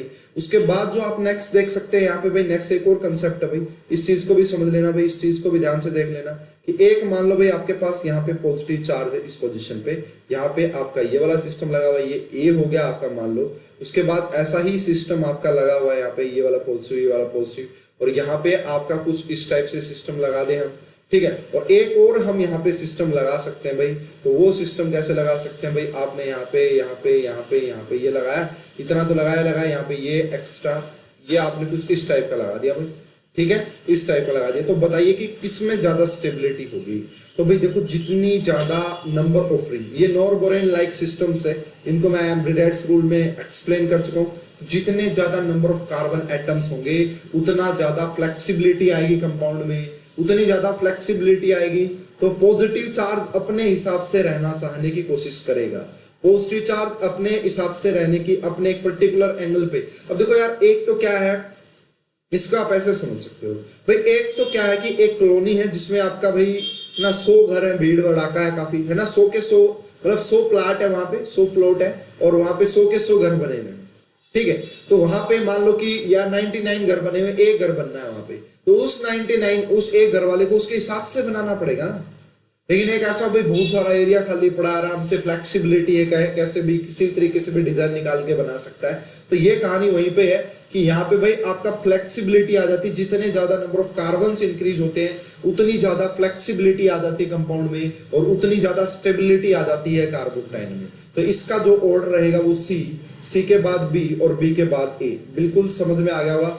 इतने में अगर किसी बच्चे को कोई डाउट है, कोई पॉइंट समझ में नहीं आया तो पूछ सकता है भाई। तो ये बेसिकली कार्बोक्टाइन के बारे में बेसिक फंडा सारा मैंने समझा दिया है। क्लासिकल नॉन क्लासिकल क्या होते हैं, वो कैसे स्टेबलाइजेशन दे सकते हैं, स्टेबिलिटी ऑफ कार्बोक्टाइन कैसे देखनी है, तो सब कुछ मैं बता चुका हूं। अब हम करेंगे प्रैक्टिस क्वेश्चन की। अगर अभी तक किसी बच्चे को कोई डाउट है तो पूछ सकता है, ठीक है भाई। उसके बाद प्रैक्टिस करेंगे और कल हम स्टार्ट करेंगे हमारा रीअरेंजमेंट ऑफ कार्बोक्टाइन, और उसके बाद आप नई दुनिया में चले जाएंगे। आपको मजा आएगा, जबरदस्त वाला मजा आएगा, जबरदस्त क्वेश्चन देखने को मिलेंगे ना, बढ़िया बढ़िया कंसेप्ट देखने को मिलेंगे, ठीक है भाई। चलिए, तो मेरे हिसाब से सभी को समझ में आ रहा होगा। चलिए भाई कुछ क्वेश्चन डिस्कस करते हैं। तो मेरे पास कुछ एग्जांपल्स आप सभी के लिए, सिलेक्टेड एग्जांपल जो मुझे अच्छे लगे, मैंने सोचा कि ये करवाए जाने चाहिए बच्चों को। देखिए भाई, सबसे पहला क्वेश्चन आपको ये दिख रहा है, आपको 1 2 3 की स्टेबिलिटी बताने की क्या स्टेबिलिटी रही होगी, और आपके पास जो भी बुक हो वहां से प्रैक्टिस कीजिए, ठीक है। अब देखिए भाई, हमने पहले सबसे पहले सिस्टम हमने क्या देखा, सबसे पहला सिस्टम हमने यहाँ पे क्या देखा भाई, वो ये देखा कि ये वाला कार्बोक्टाइन है, क्या कोई रेजोनेंस नहीं, कोई एरोमेटिसिटी, कुछ नहीं है यहाँ पे, ठीक है। उसके बाद हमने देखा कि अल्फा हाइड्रोजन पे आ जाओ, तो यहाँ पे आपके पास कितने अल्फा हाइड्रोजन नजर आ रहे हैं, ठीक है। तो यहाँ पे हमें 4 अल्फा हाइड्रोजन नीचे नजर आ रहे हैं, और ऊपर तो कोई अल्फा हाइड्रोजन नहीं है। यहाँ पे 4 अल्फा हाइड्रोजन नजर आ रहे हैं, यहाँ पे भी 4 अल्फा हाइड्रोजन नजर आ रहे हैं। इसका मतलब यहाँ पे हाइपर कॉन्जुगेशन का तो रोल नहीं है, हाइपर कॉन्जुगेशन नहीं लग रहा है। उसके बाद इंडक्टिव, यस बिल्कुल इंडक्टिव लग रहा है। और इस क्वेश्चन का जो करेक्ट आंसर देंगे, अब देखो ये वाला जो CH3 है, अब ये किसकी तरह काम कर रहा है, क्योंकि यहाँ पे ये कार्बन है भाई, और इस कार्बन पे कोई हाइड्रोजन नहीं है। अब ये वाला T, ये वाला D या ये वाला H अल्फा हाइड्रोजन नहीं है सर। 3 मेंबर साइक्लिक रिंग में नेक्स्ट कार्बन पे पॉजिटिव चार्ज, और 4 मेंबर रिंग में नेक्स्ट कार्बन पे पॉजिटिव चार्ज स्टेबिलिटी का होगा उसमें। एक मिनट रुकिए सर, 3 मेंबर साइक्लिक रिंग के नेक्स्ट कार्बन पे positive charge and 4 member ring के नेक्स्ट कार्बन पे पॉजिटिव चार्ज स्टेबिलिटी क्या होगा। ओके, मैं एक्सप्लेन करता हूँ, वेरी गुड, अभी एक्सप्लेन करता हूँ मैं। बहुत अच्छा जवाब है इसका आशुतोष, बिल्कुल रीजन, बड़ा आसान रीजन है, ठीक है। देखिए भाई, इसकी हम बात करते हैं भाई, इसका हम बात करते हैं। देखो यहाँ पे लगेगा प्लस आई, यहाँ पे और कुछ नहीं लग रहा, यहाँ पे सिर्फ इंडक्टिव लग रहा है। प्लस आई CH3 का ज्यादा होता है। इस पहले का जो आंसर आ जाएगा वो C3, उसके बाद 2 और उसके बाद 1, ठीक है भाई। आई बात समझ में, सिर्फ इंडक्टिव लग रहा है, समझ जाओगे। जिस बच्चे की जीओसी स्ट्रॉन्ग है ना, उसको पूरी ऑर्गेनिक में मजा आने वाला है, पूरी ऑर्गेनिक में मजा। वो कहेगा हाँ ये ऐसे, वाह खत्म करो कहानी ना। फ्रैक्शंस ऑफ सेकंड में क्वेश्चन सोल्व होंगे। अब देखो भाई, आशुतोष ने एक डाउट पूछा, उस डाउट को क्लियर करते हैं। आशुतोष ने कहा कि अगर कार्बन ये आपकी 3 मेंबर रिंग के साथ पॉजिटिव चार्ज हो, ये वाला एक स्पीसीज हो, और उसके बाद आपका 4 मेंबर की रिंग हो और यहाँ पे पॉजिटिव चार्ज हो, कौन ज्यादा स्टेबल होगा और क्यों, है ना। बिल्कुल सही बात है, यस। इस क्वेश्चन का जो करेक्ट आंसर वो ए ज्यादा स्टेबल होगा। क्यों? अरे भाई आप देखिए, अब यहाँ पे जो बॉन्ड एंगल है वो 60 डिग्री है, यहाँ पे जो बॉन्ड एंगल है वो 90 डिग्री है। ये वाला जो बॉन्ड एंगल है वो 60 से कहां चला जाएगा, 60 से उसको बहुत ज्यादा, देखो यहाँ पे अनस्टेबिलिटी ज्यादा थी। इस बात को समझिए भाई आप, जिसको ज्यादा दुख है ना, जिसने ज्यादा दुख देख लिए, वो सुख का उतना ज्यादा मजा ले सकता है। आप ये बात समझिए, जिसने कभी दुख नहीं देखा वो सुख का मजा कैसे ले पाएगा। इसके अंदर बहुत ज्यादा अनस्टेबिलिटी थी, ठीक है। लेकिन जब इसको स्टेबिलिटी मिलेगी तो बहुत ज्यादा स्टेबिलिटी मिलेगी, समझिए ना इस बात को। ज्यादा स्टेबिलिटी, यहाँ पे अनस्टेबिलिटी, यहाँ पे एंगल स्ट्रेन बहुत ज्यादा है, बहुत दुखी था बेचारा, ठीक है। समझ पा रहे हो, एक इंडिया की जेल में बंद है, एक पाकिस्तान की जेल में बंद है, कौन सा कैदी ज्यादा खुश हो जाएगा भाई बताओ। या फिर आप ऐसे समझ लो इसको, एक हमने 6 फीट के बंदे को, एक 6 फीट के बंदे को 2 फीट के डब्बे में पैक कर रखा है, 2 फीट का डब्बा है, और एक 6 फीट के मैन को हमने 4 फीट के डब्बे में पैक कर रखा है। किसको जब हम डब्बे से निकालेंगे ज्यादा खुश कौन होगा, ज्यादा रिलैक्सेशन किसको मिलेगी। आप सही कहोगे कि जो बंदा 6 फीट का था और 2 फीट के डब्बे में था, उसको तो बहुत ज्यादा स्टेबिलिटी मिल जाएगी बेचारे को। वही कहानी आशुतोष, वही कहानी आशुतोष। आ गई बात समझ में, आ गई बात समझ में। तो ये वाला ज्यादा स्टेबलाइज होगा क्योंकि अनस्टेबल है। और ये वाली बात मैंने आपको बहुत जगह बताई है, जैसे मैंने आपको बताया था अल्कीन के केस में कि अल्कीन अगर ज्यादा अनस्टेबल रही होगी तो हीट ऑफ हाइड्रोजिनेशन भी ज्यादा होगा। वही है, लाइक दैट वैसा ही कंसेप्ट है कि स्टेबिलिटी देखो, अब ये अनस्टेबल है लेकिन जब ये स्टेबल होगा तो बहुत ज्यादा अमाउंट ऑफ एनर्जी रिलीज की होगी स्टेबल होने के लिए, स्टेबिलिटी इसके कंपैरिजन में इसको कम स्टेबिलिटी में, मतलब इसको स्टेबिलिटी जो मिल रही है वो इतनी नहीं मिल रही है। आप समझ, मेरे हिसाब से समझ गए होंगे। ठीक है भाई, बिल्कुल ए ज्यादा स्टेबल रहा। ठीक है, कार्बोक्टाइन जस्ट लाइक एसिडिक स्ट्रेंथ। अरे सारी वही कहानी है, सारी जीओसी है यार, सारी जीओसी, हर जगह जीओसी लगेगी। देखना भाई, इस क्वेश्चन का आंसर देना सभी बच्चों ने बड़े ध्यान से आंसर देना है, गलती नहीं करनी भाई। क्वेश्चन नंबर 2 है हमारा, बड़ा इजी सा क्वेश्चन। देखिए अब क्या देखा हमने कि रेजोनेंस स्टेबलाइजेशन मिल रहा है, वेरी गुड, तीनों में मिल रहा है रेजोनेंस स्टेबलाइज, तो कोई दिक्कत नहीं भाई, कोई दिक्कत नहीं। देखिए अब यहाँ पे मेटा पोजीशन है और मैंने आपको इतनी बार समझाया था कि मेटा पोजीशन पे रेजोनेंस हाइपर कॉन्जुगेशन कुछ नहीं लगता, मेटा पोजीशन पे रेजोनेंस हाइपर कॉन्जुगेशन कुछ नहीं लगता, तो क्या लगेगा, हमारा प्यारा इंडक्टिव इफेक्ट लगेगा। तो ये Ct3 है और Ct3 का इंडक्टिव ज्यादा होता है प्लस आई इफेक्ट ज्यादा होता है, तो इस क्वेश्चन का जो करेक्ट आ जाएगा 2 ये वाला। ठीक है sir, most electronegative, most negative HOH क्या होता है? मोस्ट नेगेटिव HOH का मतलब यही है भाई, देखो नेगेटिव का मतलब तो एनर्जी रिलीज हो, जब एंथैल्पी को कभी भी नेगेटिव जब दिखाते हैं उसका मतलब एनर्जी रिलीज हो रही है। और कहीं पे लिखा मिल जाए most negative heat of hydrogenation, इसका मतलब अल्कीन सबसे लोवेस्ट, सबसे अनस्टेबल अल्कीन रही होगी, क्योंकि जो सबसे अनस्टेबल अल्कीन रही होगी, स्टेबिलिटी के बाद उसने बहुत ज्यादा अमाउंट ऑफ एनर्जी रिलीज की होगी, उसी को बोला जाता है most negative heat of hydrogenation. Very good, सारे बच्चे बहुत बेहतरीन कर रहे हैं। ओनली इंडक्टिव देखेंगे, CBA होगा। तो भाई मेरे हिसाब से कार्बोकटाइन का कभी भी क्वेश्चन में आपको दिक्कत नहीं आएगी, मैंने इतने जबरदस्त तरीके से ब्रिडेट्स रूल सब कुछ पढ़ा के क्लियर किया है पॉइंट। चलिए भाई नेक्स्ट क्वेश्चन देखते हैं। इस क्वेश्चन को भाई ध्यान से देखना, सभी बच्चे थोड़े से जल्दबाजी में मिस्टेक करते हैं भाई बच्चे, है ना, मैं क्वेश्चन की प्रैक्टिस करना जबरदस्त। और एक आदत अभी बता दूंगा, अभी आपके पास बुक मैंने प्रोवाइड करवा रखी है, टेलीग्राम ग्रुप पे बुक है आपके पास अवेलेबल। अब उस बुक से क्वेश्चन है उसमें बहुत सारे, ठीक है, प्रैक्टिस करो। और जो भी क्वेश्चन आप पहली बार में गलत करोगे, पक्का करोगे भाई, देखो अगर मान लो 30 क्वेश्चन है ना आपके पास, मेरी गारंटी है उसमें से 4-5 क्वेश्चन आप गलत करोगे।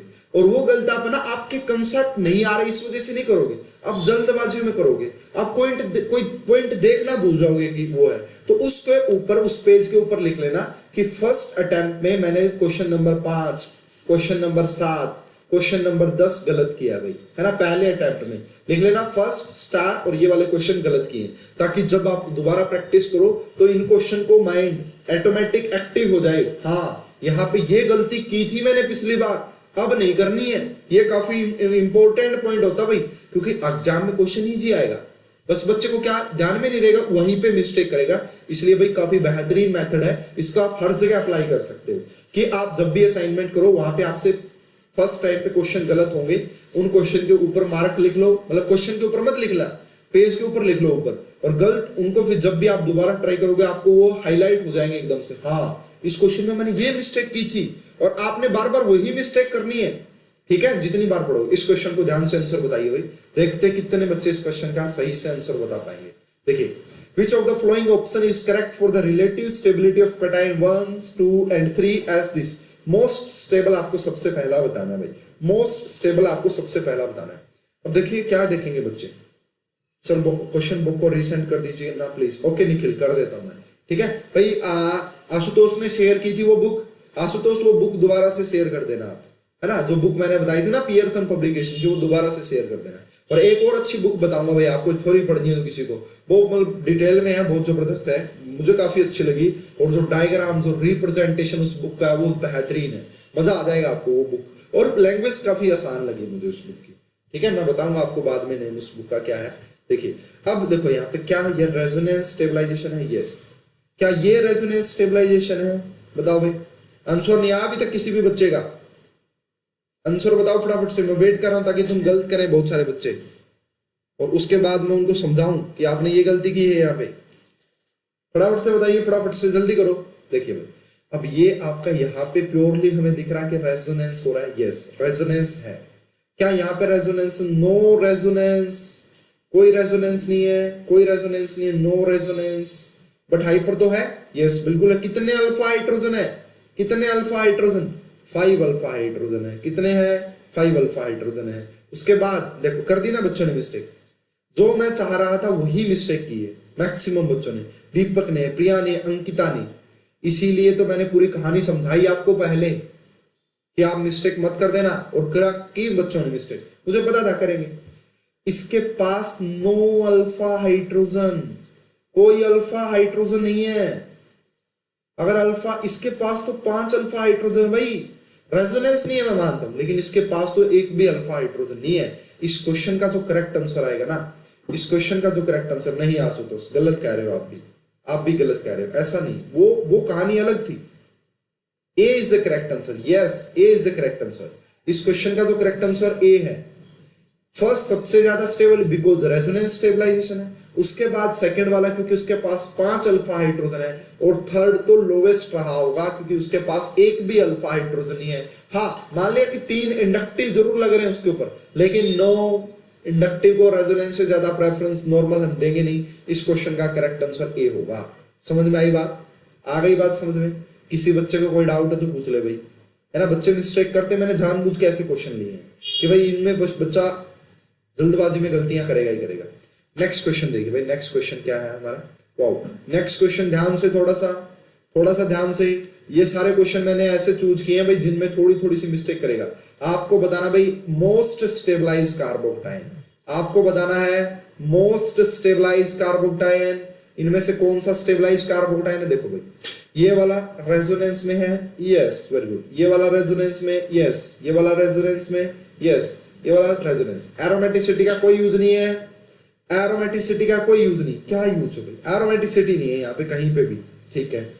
उसके बाद आप एक चीज देखोगे, रेजोनेंस हो रही है, इसके अंदर भी रेजोनेंस हो रही है। यहाँ पे 2 बॉन्ड तक रेजोनेंस जारी, उसके बाद नहीं है, ठीक है। यहाँ पे सिर्फ 1 बॉन्ड तक रेजोनेंस जारी, उसके बाद नहीं है, ठीक है। यहाँ पे जो रेजोनेंस जा रही है, यहाँ पे जो कॉन्जुगेशन है वो एक्सटेंडेड कॉन्जुगेशन है, एक्सटेंडेड कॉन्जुगेशन। इस वाला जो पॉजिटिव चार्ज है वो नो रेजोनेंस, कहीं रेजोनेंस में ही नहीं है।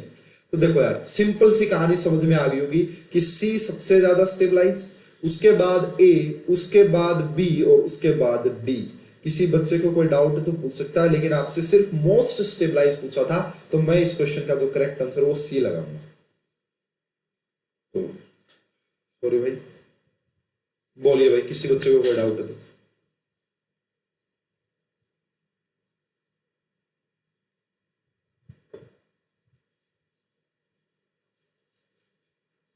Very good, very good. Priya ने सी बी ए डी क्यों बोला, बी क्यों बोला आपने? अरे बी में तो सिर्फ एक डबल बॉन्ड का रेजोनेंस स्टेबलाइजेशन है, और इसमें तो 2 का है। यहां पे यहां तक जा रहा है कॉन्जुगेशन, ठीक है। C A B D is the correct answer, C A B D is the correct answer. चलिए नेक्स्ट की बात करते हैं। यस, वाओ, ये क्वेश्चन देखिएगा भाई, अभी हाल में ही किसी एग्जाम में पूछा गया था, और आसान है क्वेश्चन, क्वेश्चन आसान है। देखो भाई, मिस्टेक मत करना और प्रैक्टिस खूब करना, ठीक है। ध्यान से आप ना चौकन्ने हो जाना भाई। देखो पता क्या होता है, एक कहानी बताता हूँ। कहानी ये है कि कार्बोक्टाइन सभी को आएगा, ये सारे कंसेप्ट सभी को आएंगे, लेकिन सभी का सिलेक्शन जैम में नहीं होगा। क्यों नहीं होगा? क्योंकि आपके पास टाइम है। आदत बना लो। आदत क्या भी, बड़ा ध्यान से देखना क्वेश्चन। अरे हाँ ये, हाँ अरे हाँ ऐसे होगा क्या, यस। वो जिसको नहीं देखना है ना, जिसने कहा यार ये है ना, ऐसे नहीं, बिल्कुल एक्टिव हो गए, अरे हाँ ये गलती हो सकती है। देखो भाई, इस क्वेश्चन को ध्यान से देखते हैं। सबसे पहले मैंने क्वेश्चन देखते ही देखा यार कार्बोक्टाइन है, मैंने देखा यार इसके बगल में ऑक्सीजन बैठा है, कोई अच्छे से तो बैठा नहीं होगा, कोई ना कोई तो गड़बड़ है। इसका मतलब मैंने देख लिया मेसोमेरिक होगा, मैंने देख लिया मेसोमेरिक होगा। मैंने देखा कि यार फर्स्ट और 3 ज्यादा स्टेबलाइज होंगे, है ना, फर्स्ट और 3 ज्यादा स्टेबलाइज होंगे 2 और 4 से। तो ऐसा कोई ऑप्शन देख लो। क्या आपका ये तो गलत हो गया ऑप्शन ही? क्या 4th ज्यादा स्टेबलाइज हो सकता है फर्स्ट से? नहीं हो सकता, ठीक है। फर्स्ट सेकंड, क्या सेकंड ज्यादा स्टेबलाइज हो सकता है? नहीं हो सकता। उसके बाद आप देख लो, क्या सेकंड ज्यादा स्टेबलाइज? मोस्ट नहीं हो सकता। अब एक ही आंसर बच गया हमारा, ये देखो ऑप्शन एलिमिनेशन मेथड। कितना खूबसूरत है, ऑप्शन एलिमिनेशन मेथड। अब देखो डी, वेरी गुड। उसके बाद मैं कंसेप्ट समझा देता हूं अब कैसे। ये तो मैंने ऑप्शन एलिमिनेशन, मैंने देखो सिर्फ मेसोमेरिक लगाया, मैंने सिर्फ आपका बैक बॉन्डिंग लगाया, मैंने और कुछ लगाया नहीं। उसके बाद देखना भाई, अगर आपको देखना चाह रहे, देखो इसमें भी हो रही है बैक बॉन्डिंग, तो जी बहुत अच्छी बात है। और बैक बॉन्डिंग तो इसमें भी हो रही है, कोई दिक्कत नहीं भाई। बैक बॉन्डिंग हुई, बैक बॉन्डिंग यहाँ पे भी, लेकिन यहाँ पे 6 अल्फा हाइड्रोजन है। बैक बॉन्डिंग तो है ही है, साथ में 6 अल्फा हाइड्रोजन है, यहाँ पे 3 अल्फा हाइड्रोजन है। तो किसको ज्यादा प्रायोरिटी दोगे भाई? ए को ज्यादा प्रायोरिटी। ए इसलिए ज्यादा स्टेबलाइज हो गया 3 से। अब 2 और 3 में से इसके पास 5 अल्फा हाइड्रोजन है, ठीक है, 3 यहां पे रहे और 2 यहां पे रहे, इसके पास सिर्फ 2 अल्फा हाइड्रोजन है। किसको ज्यादा स्टेबिलिटी दोगे? किसको ज्यादा? 5 वाले को। इसलिए मैंने बोला 2 और उसके बाद 4। आसान क्वेश्चन था भाई, क्वेश्चन टफ नहीं आएगा, क्वेश्चन टफ नहीं आएगा, क्वेश्चन आसान आएगा, लेकिन आपको करना आना चाहिए। अच्छा भाई, एक न्यू स्टूडेंट थी, वो नहीं आई क्या अभी क्लास में? सपना तो आ गई है और सपना को पता लग गया होगा प्रोसीजर। एक न्यू स्टूडेंट भाई जिन्होंने आज ही ज्वाइन किया था, तो उनको भी आप बताइए एक बार, है ना। देखो यार, जो भी हेल्प हो मतलब आप बता दिया करो, है ना। मेरे पास काफी कम टाइम होता है और काफी बच्चे मैसेज करते हैं, मैं बता नहीं पाता उनको, ठीक है। तो आप थोड़ा सा आपस में एक बार पूछ लिया करो, ठीक है, आपस में एक बार कनेक्ट कर लिया करो। जो ग्रुप बना हुआ उसमें आप हेल्प कर दिया करो एक बार, भाई ऐसे ऐसे क्लास ज्वाइन कर सकते हैं जो पुराने स्टूडेंट, ठीक है। उसके बाद देखिए भाई, ये वाला क्वेश्चन क्लियर। नेक्स्ट क्वेश्चन देखना भाई, अच्छे अच्छे क्वेश्चन नहीं है, बड़े मजा आएगा। वाओ, ये क्वेश्चन बड़ा जबरदस्त है भाई, इस क्वेश्चन को थोड़ा सा ध्यान से कर लेना भाई, नहीं तो बड़ी मिस्टेक हो जाएगी आपसे। ये क्वेश्चन काफी बेहतरीन है भाई, ठीक है। आइए शुरुआत करते हैं। देखो भाई, हमने देखा रेजोनेंस, स्टेबलाइजेशन, रेजोनेंस, रेजोनेंस। जो चीजें कॉमन है ना वो कॉमन निकाल दिया करो बस। जो चीजें कॉमन है कॉमन निकाल दो, उसके बाद की कहानी बाद में। 3 मेंबर की देखो, अब यहाँ पे क्या ये बात है कि रेजोनेंस से यहाँ पे पॉजिटिव चार्ज आएगा, बहुत अच्छी बात है भाई, आएगा। रेजोनेंस से यहाँ पे पॉजिटिव चार्ज आएगा, बिल्कुल आएगा। रेजोनेंस से यहाँ पे पॉजिटिव चार्ज आएगा, आएगा। अब ये 3 मेंबर रिंग, तो ये वो वाला कंसेप्ट लगेगा यहाँ पे, ठीक है। सीपीएम वाला कंसेप्ट लगेगा, डांसिंग रेजोनेंस लगेगा, लेकिन वो तो तीनों में लगेगा।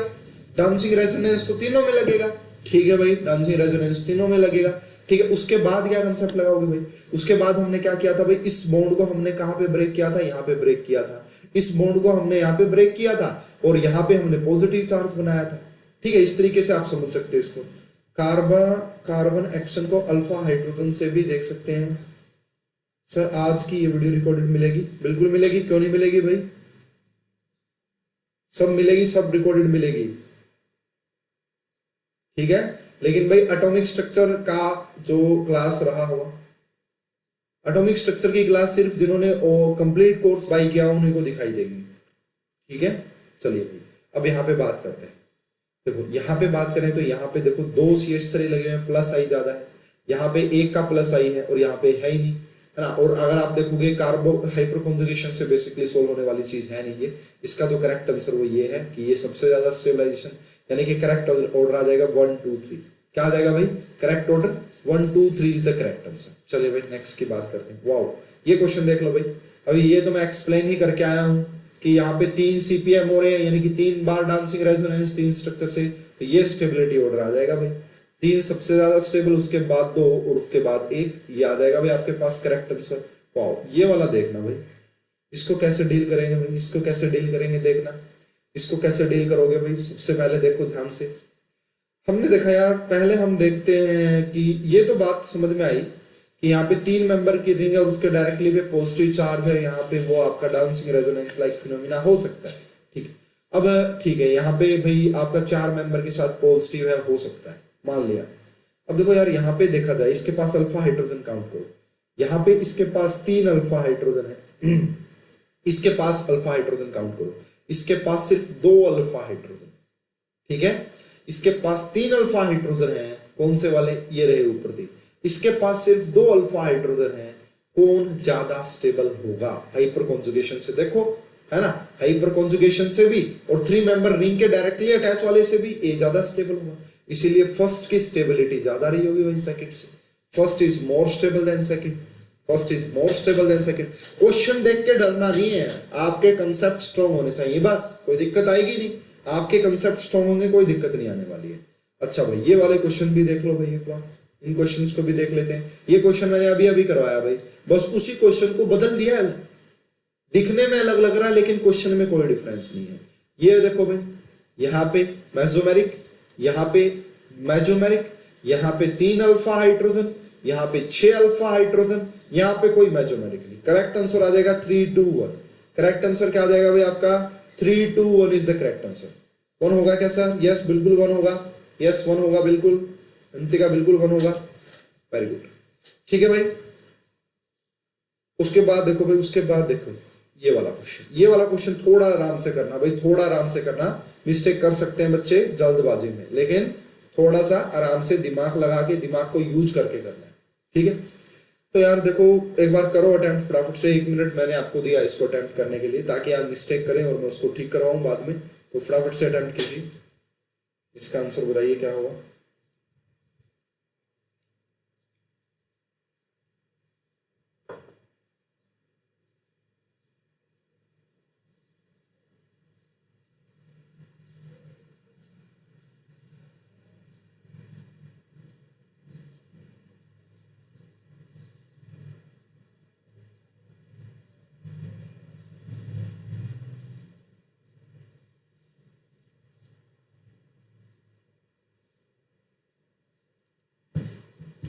ठीक है भाई, चलिए मैं बता देता हूं। देखो भाई,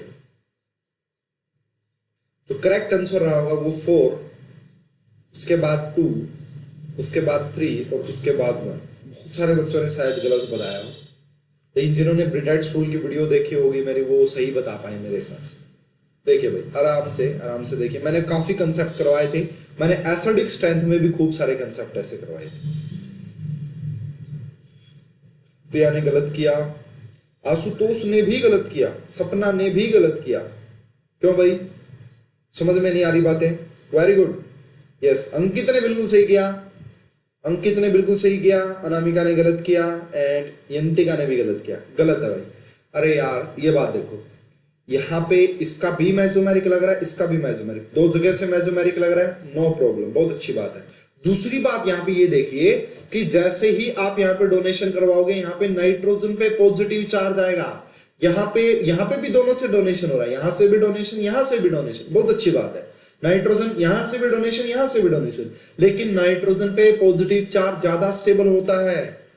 नाइट्रोजन पे पॉजिटिव चार्ज ज्यादा स्टेबल होता है। अगर नाइट्रोजन पे पॉजिटिव चार्ज ज्यादा स्टेबल होता है ना, तो ज्यादा रेजोनेंस होगा, ज्यादा स्टेबिलिटी हुई होगी। इसलिए 4 सबसे ज्यादा स्टेबल है 2 से, ठीक है। 2 और 3 में से 2 कैसे ज्यादा स्टेबल है भाई? अरे भाई यहाँ पे 2 का मेसोमेरिक लग रहा है, यहाँ पे तो सिर्फ 1 ऑक्सीजन का मेसोमेरिक लग रहा है। अच्छा जी, बिल्कुल सही बात है। अरे यहाँ पे तो 3 है सर, 3 ऑक्सीजन है। अरे भाई, ब्रिडेट रूल का वोलेशन, ये तीनों ही रेजोनेंस में नहीं जाएंगे, ये तीनों ही रेजोनेंस में नहीं जाएंगे। इसी कंपाउंड को तुम ऐसे बना के देख सकते हो, ये वाला जो कार्बोकेटाइन वो रेजोनेंस स्टेबलाइज नहीं होगा, ये वाला कार्बोकेटाइन रेजोनेंस स्टेबलाइज नहीं होगा। ब्रिज हेड कार्बन है ये, ब्रिज हेड कार्बन, और कार्बन के नंबर काउंट कर लो, रिंग आपकी छोटी है, तो ये वाला जो कार्बोकेटाइन है वो आपका मेसोमेरिक स्टेबलाइज नहीं, आप इस पोजीशन पे डबल बॉन्ड नहीं बना सकते। मैंने आपको पूरी एक क्लास ली थी ब्रिडेट रूल के ऊपर, मैंने आपको काफी बेहतरीन तरीके से समझाया था कि क्या कहानी है, क्या कहानी नहीं है।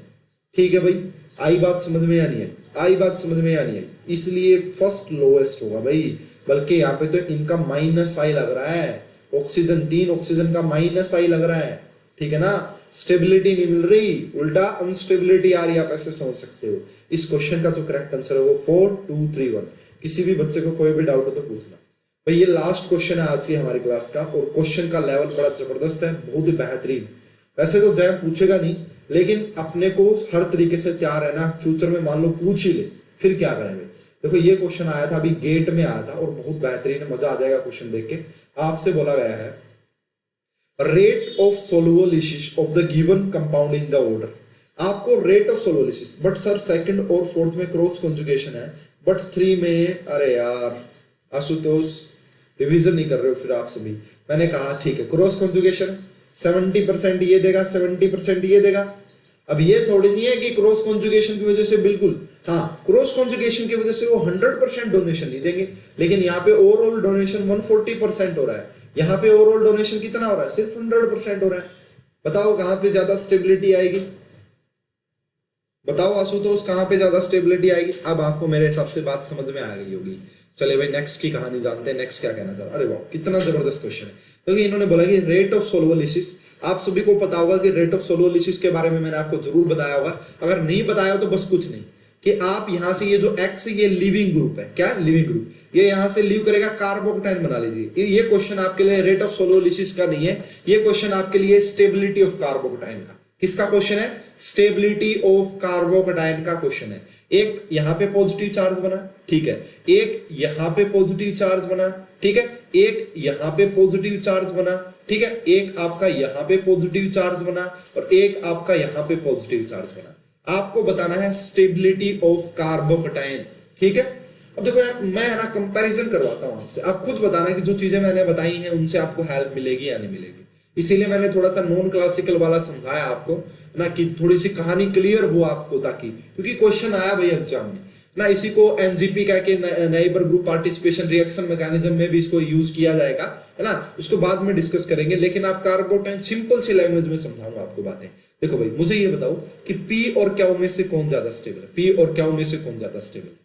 आप कहोगे क्यू ज्यादा स्टेबल है, क्यों कहोगे, क्योंकि यहाँ पे ये वाला बॉन्ड यहाँ पे जाएगा और ये वाला यहाँ पे इसका नॉन क्लासिकल में यहाँ पे रेजोनेंस का, यानी कि ये वाला जो अल्कीन है ये इसके साथ आपका रेजोनेंस में जाएगा, ठीक है, जाएगा ना रेजोनेंस में, मैंने पढ़ाया आपको, ठीक है, बिल्कुल सही बात है। इसका मतलब क्या, मैं यहाँ से ये बोल सकता हूँ कि क्या वो आपका ज्यादा स्टेबल होगा पी से। ऐसा ऑप्शन ढूंढ दो, पहले ऑप्शन एलिमिनेशन मेथड पे जाओ भाई, मैं हेल्प कर रहा हूं आपकी। तो लगभग हर ऑप्शन में ऐसा दिखाई दे रहा है कि Q is more stable then P, ठीक है, Q is more stable then P. उसके बाद देखो भाई, मैं आपका कंपैरिजन करवा रहा हूं पी और एस में से, पी और एस में से कंपैरिजन, ये पी है, ये आपका एस है। अब मुझे बताओ इन दोनों में से कौन सा ज्यादा स्टेबल है, पी और एस में से। देखो पी में जो पॉजिटिव चार्ज है ऊपर की तरफ लगा हुआ इस पोजीशन पे, यहां पे कोई नॉन क्लासिकल कार्बोकेटाइन नहीं होता, कोई नॉन क्लासिकल कार्बोकेटाइन यहां पे नहीं होता ये, ठीक है, नॉन क्लासिकल कार्बोकेटाइन नहीं है। लेकिन ये वाला देखो, मैंने एग्जांपल करवाया था आपको कि यहां से ये वाला बॉन्ड आपका ब्रेक होगा यहाँ पे और ये वाला नेगेटिव जाएगा यहाँ पे और यहाँ पे आपका नॉन क्लासिकल कार्बोकेटाइन, मैंने बनाया था कि ये वाला जो पॉजिटिव चार्ज यहाँ पे है, फिर ये यहाँ पे भी जा सकता है, ये फिर आपका ये मैंने आपको स्ट्रक्चर बनाकर दिखाई थी। तो पी और एस में से अगर आपसे पूछे तो कौन ज्यादा स्टेबल है, तो हम यहाँ पे कहेंगे कि S is more stabilise than P, S is more stabilise than P. तो इस बात को समझो भाई, एस पी से ज्यादा स्टेबलाइज है। लगभग एक ऑप्शन एलिमिनेट करने में हमें आसानी मिल गई कि पी आपका ज्यादा स्टेबल दे रखा, हटा दो इसको, ठीक है, पी ज्यादा स्टेबल दे रखा, एस से हटा दो इसको। अब आंसर आएगा ए और सी में से, ए और सी में से आंसर आएगा। एक बात कंफर्म हो गई है, ए और सी को देखते ही एक बात कंफर्म हो गई है कि पी के बाद पी से ज्यादा स्टेबल एस, क्योंकि नॉन क्लासिकल कार्बोकेटाइन की वजह से पॉजिटिव चार्ज आपका अलग अलग जगह पे डीलोकलाइज होगा, पॉजिटिव चार्ज अलग अलग जगह पे डीलोकलाइज होगा, ठीक है। उसके बाद क्या वो ज्यादा स्टेबल है, क्योंकि रेजोनेंस लाइक स्टेबिलिटी आएगी यहाँ पे, है ना, यहाँ पे तो सिग्मा बॉन्ड टूटेगा, यहाँ पे तो पाई बॉन्ड टूट रहा है, तो ये बात ठीक है। यानी कि ये बात बिल्कुल क्लियर हो गई कि क्या के बाद एस, एस के बाद पी, ये तो आपको डाउट होना ही नहीं चाहिए। अब है ना, ये क्वेश्चन बहुत ज्यादा टफ बनाया गया एग्जामिनर ने, अगर आपके एग्जाम में आया तो इतना टफ नहीं बनाएंगे। अब आपसे बात की जा रही है कि इन दोनों में से कौन सा ज्यादा स्टेबल है। देखो भाई, ये आपकी साइक्लोप्रोपाइल रिंग लगी हुई है, कौन सी, साइक्लोप्रोपाइल रिंग लगी हुई है, ये इस पॉजिटिव चार्ज को ज्यादा स्टेबिलिटी देती है, ठीक है। ये रिंग साइक्लोप्रोपाइल, अब याद रख लेना भाई, साइक्लोप्रोपाइल, जैसे यहाँ पे डबल बॉन्ड लगा था ना, यहाँ पे आपका सीपी, ये रिंग लगी हुई है, तो ये रिंग ज्यादा स्टेबिलिटी देती है आपका डबल बॉन्ड से भी, ठीक है ना, तो ये ज्यादा स्टेबिलिटी देगी। ये वाली जो रिंग है साइक्लोप्रोपाइल रिंग, अगर ऐसे लगी हो इस पोजीशन पे तो ये इसको ज्यादा स्टेबिलिटी देगी, तो आर ज्यादा स्टेबल हो गया भाई, ये बात समझ में आ गई, ठीक है। अब टी और आर में कैसे कंपैरिजन करें, यहाँ पे ये देखो, यहाँ पे जो पॉजिटिव चार्ज है इसको ध्यान से देखना भाई, यहाँ पे पॉजिटिव चार्ज है वो बहुत जगह डिस्पर्स होगा, यहाँ वाला पॉजिटिव चार्ज, जैसे कि क्या, कि ये वाला सिग्मा बॉन्ड आपका ब्रेक हो जाए, यहाँ पे सिग्मा बन सकता है, ठीक है। तो ये वाला देखो, ये वाला जो सबसे ज्यादा स्टेबल कार्बोकेटाइन वो ये बनेगा भाई, क्यों, क्योंकि यहाँ पे देखो आप ओवरऑल पहले ही रिंग बनी हुई है, ठीक है, और उसके बाद आपका यहाँ से हर जगह से स्टेबिलिटी इसको मिलेगी। तो इसमें देखो भाई, इस क्वेश्चन का जो आप आंसर लगाओगे, टी सबसे ज्यादा स्टेबल है कार्बोकेटाइन, उसके बाद क्यू है, सॉरी उसके बाद आर है, उसके बाद क्यू है, उसके बाद एस है और उसके बाद पी है। ये इस क्वेश्चन का करेक्ट आंसर था। And rate of solvolysis is directly proportional to stability of carbocation, rate of solvolysis is directly proportional to stability of carbocation. तो इस क्वेश्चन का जो करेक्ट आंसर आना था वो ए आना था, ये क्वेश्चन गेट 2020 में पूछा है ना, हाई लेवल का कॉन्सेप्ट है, आपको बताना जरूरी है ताकि फ्यूचर में अगर ऐसा क्वेश्चन आ जाए, क्योंकि जैम एक दो क्वेश्चन बेस्ट लेवल के डालता है ना। इस बार भी अगर आप एग्जाम में देखोगे तो जबरदस्त लेवल की, गेट को भी आईआईटी कंडक्ट करवाती है, जैम को भी, तो ये क्वेश्चन कर लेना चाहिए क्योंकि रेट ऑफ सोलोलिसिस आपके एग्जाम में है, ठीक है। नॉन क्लासिकल भी पढ़ा दिया आपको, आगे बात समझे। किसी बच्चे को कोई डाउट है तो पूछे, और इससे है ना आपको कंसेप्ट बना लेना भाई। देखो अगर आप नॉन क्लासिकल के बारे में पढ़ना चाहोगे ना कहीं पे, मैंने बहुत सारे पेपर देखे, बहुत सारी यूनिवर्सिटीज की वेबसाइट का कंटेंट देखा, मुझे कहीं पे इतना अच्छे से ना किसी टीचर ने एक्सप्लेन कर रखा नॉन क्लासिकल कार्बोटाइन, लेकिन इस एग्जाम्पल से आपको समझ में आ जानी चाहिए कि नॉन क्लासिकल कार्बोटाइन की क्या एप्लीकेशन है, कैसे उसको यूज करना है। इस क्वेश्चन को आपने लिखना है और नीचे ये भी लिखना कि एक्स स्टेबिलिटी कैसे एक्सप्लेन की गई है, एक एक स्टेप।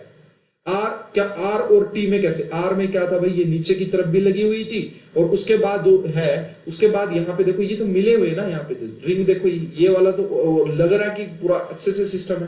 तो इस क्वेश्चन का जो करेक्ट आंसर वो ए आना था। तो भाई ये थी हमारी स्टेबिलिटी ऑफ कार्बोक्टाइन के बारे में बात। टी और आर का फिर से प्लीज, हाँ मुझे लग रहा है कि आपको टी और आर में ही कंफ्यूजन है और बहुत सारों को टी और आर में ही कंफ्यूजन रहती है, ठीक है। तो चलिए भाई मैं थोड़ी सी दोबारा से कोशिश करता हूँ समझाने की। सर टी और आर का कंपैरिजन, बिल्कुल सही बात है, टी और आर का कंपैरिजन देखिए थोड़ा सा ध्यान से और कोशिश करते हैं समझने की। टी और आर में देखो भाई यहाँ पे पॉजिटिव चार्ज, इन दोनों में डिफरेंस देखो आप, क्या क्या डिफरेंस आ रहा है इनमें, ठीक है। इनमें आप डिफरेंस देखिए, अगर मैं यहाँ से हटा दूं तो ये पॉजिटिव चार्ज यहाँ पे आ गया, ठीक है। ये दो तो यहाँ पे भी लगे हुए, देखो ये दो तो यहाँ पे भी लगे हुए हैं, ठीक है। इतनी बात तो यहाँ पे, लेकिन यहाँ पे पॉजिटिव चार्ज यहाँ से जाएगा ये वाला। तो देखो यार एक तो आप ये बात समझो कि यहां से भी पॉसिबिलिटीज है टी में, यहां से भी तो पॉसिबिलिटी है क्योंकि ये एस टाइप का ही होगा। उसके बाद इस बॉन्ड से भी तो पॉसिबिलिटी की ये वाला सिग्मा बॉन्ड भी टूट सकता है, ठीक है। तो ये 3-4 पॉसिबिलिटीज एक्स्ट्रा आ रही है यहाँ पे, इससे यहां से भी नीचे से भी आ रहा है, ये वाला बॉन्ड भी ब्रेक होके दे सकता है, वो पीछे वाला बॉन्ड भी ब्रेक होके दे सकता है, ये वाला बॉन्ड भी ब्रेक होके दे सकता है। यहाँ पे 3 तरीके से यहाँ पे आ रहा है स्टेबलाइजेशन। आप इसको समझिए 3 क्या 4 तरीके से होगा। कैसे, जैसे ये पॉजिटिव चार्ज आएगा, जैसे ये पॉजिटिव चार्ज आएगा, ये वाला सिग्मा बॉन्ड भी ब्रेक हो सकता है, ये वाला सिग्मा भी हो सकता है, ये वाला सिग्मा भी हो सकता है, और वो वाला सिग्मा भी हो सकता है, ठीक है। आ रही है बात समझ में। तो इसलिए देखो भाई, तो यहां से 4 जगह से स्टेबिलिटी आ रही है। यहाँ पे आपका जो पॉजिटिव चार्ज है वो ऊपर है भाई, ये वाला बॉन्ड आपका ब्रेक हो सकता है, देखो ये वाला बॉन्ड, इसी प्रकार ये वाला बॉन्ड हो सकता है, ठीक है। 2 बॉन्ड ये हो गए भाई, यहां से ये ब्रेक हो सकते हैं, ठीक है। और साइक्लोप्रोपाइल देखो, ये बात ध्यान में दे लेना भाई, आप इस बात को पहले बता रहा हूं मैं कि यहाँ पे देखो ये कार्बन कार्बन डबल बॉन्ड था, कार्बन कार्बन डबल बॉन्ड से ज्यादा स्टेबिलिटी होती है। यहाँ पे कुछ इस टाइप की ट्रांजिशन स्टेट बनेगी, यहाँ पे जो ट्रांजिशन स्टेट बनेगी भाई वो भी थोड़ी सी अलग टाइप की बनेगी, ठीक है। तो ये आप याद रखिए इस क्वेश्चन को, और समझ में भी आ गया होगा काफी हद तक।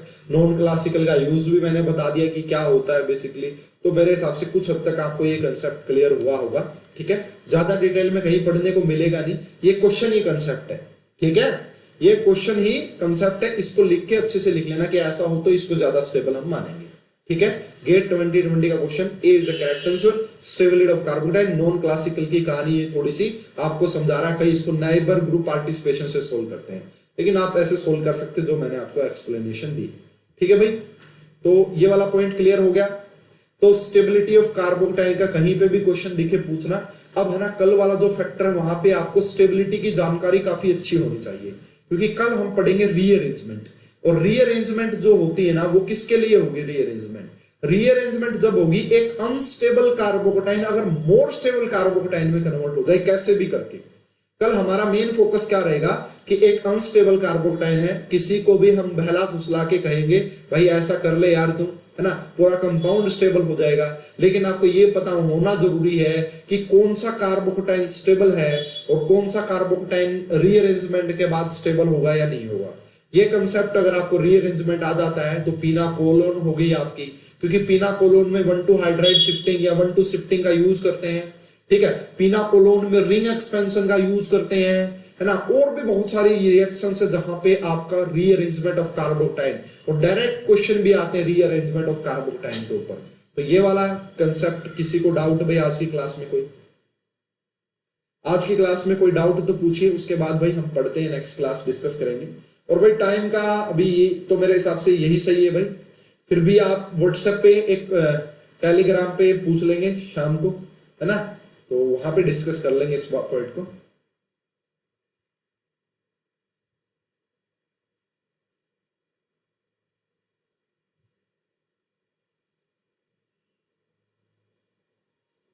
ठीक है भाई।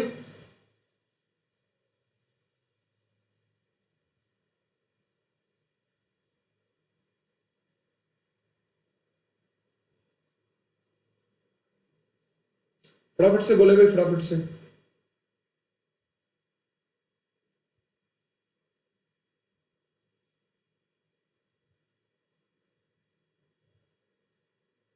अरे भाई जल्दी बोलो यार, कमेंट नहीं आ रहे हैं।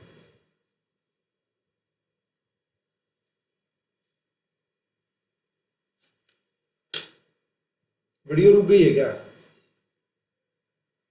वीडियो रुक गई है। सर फील्ड इफेक्ट इंडक्टिव का एप्लीकेशन वाला बताना, एक्सप्लेन कर दीजिएगा। अरे फील्ड इफेक्ट का कोई रोल नहीं था, वो वाला जो एग्जांपल है उसमें ये है कि अगर भाई आपका वो फील्ड में क्या होता है भाई, फील्ड में घूमने गए हुए आप कहीं पे, तो अगर वो उसके पास में है, उसकी तरफ है ना, स्पेस में अगर वो पॉजिटिव या नेगेटिव की तरफ है तो उसको बोल देते हैं भाई वो ज्यादा स्टेबलाइज होगा या ज्यादा अनस्टेबलाइज होगा। अगर वो दूर की तरफ है तो वो कम है, फील्ड इफेक्ट इसी को बोलते हैं। Not very much important. Okay चलिए भाई, आप सभी बच्चों को बहुत बहुत धन्यवाद, थैंक यू। आज वीडियो भी रुकी होगी आपके लिए। चलिए भाई।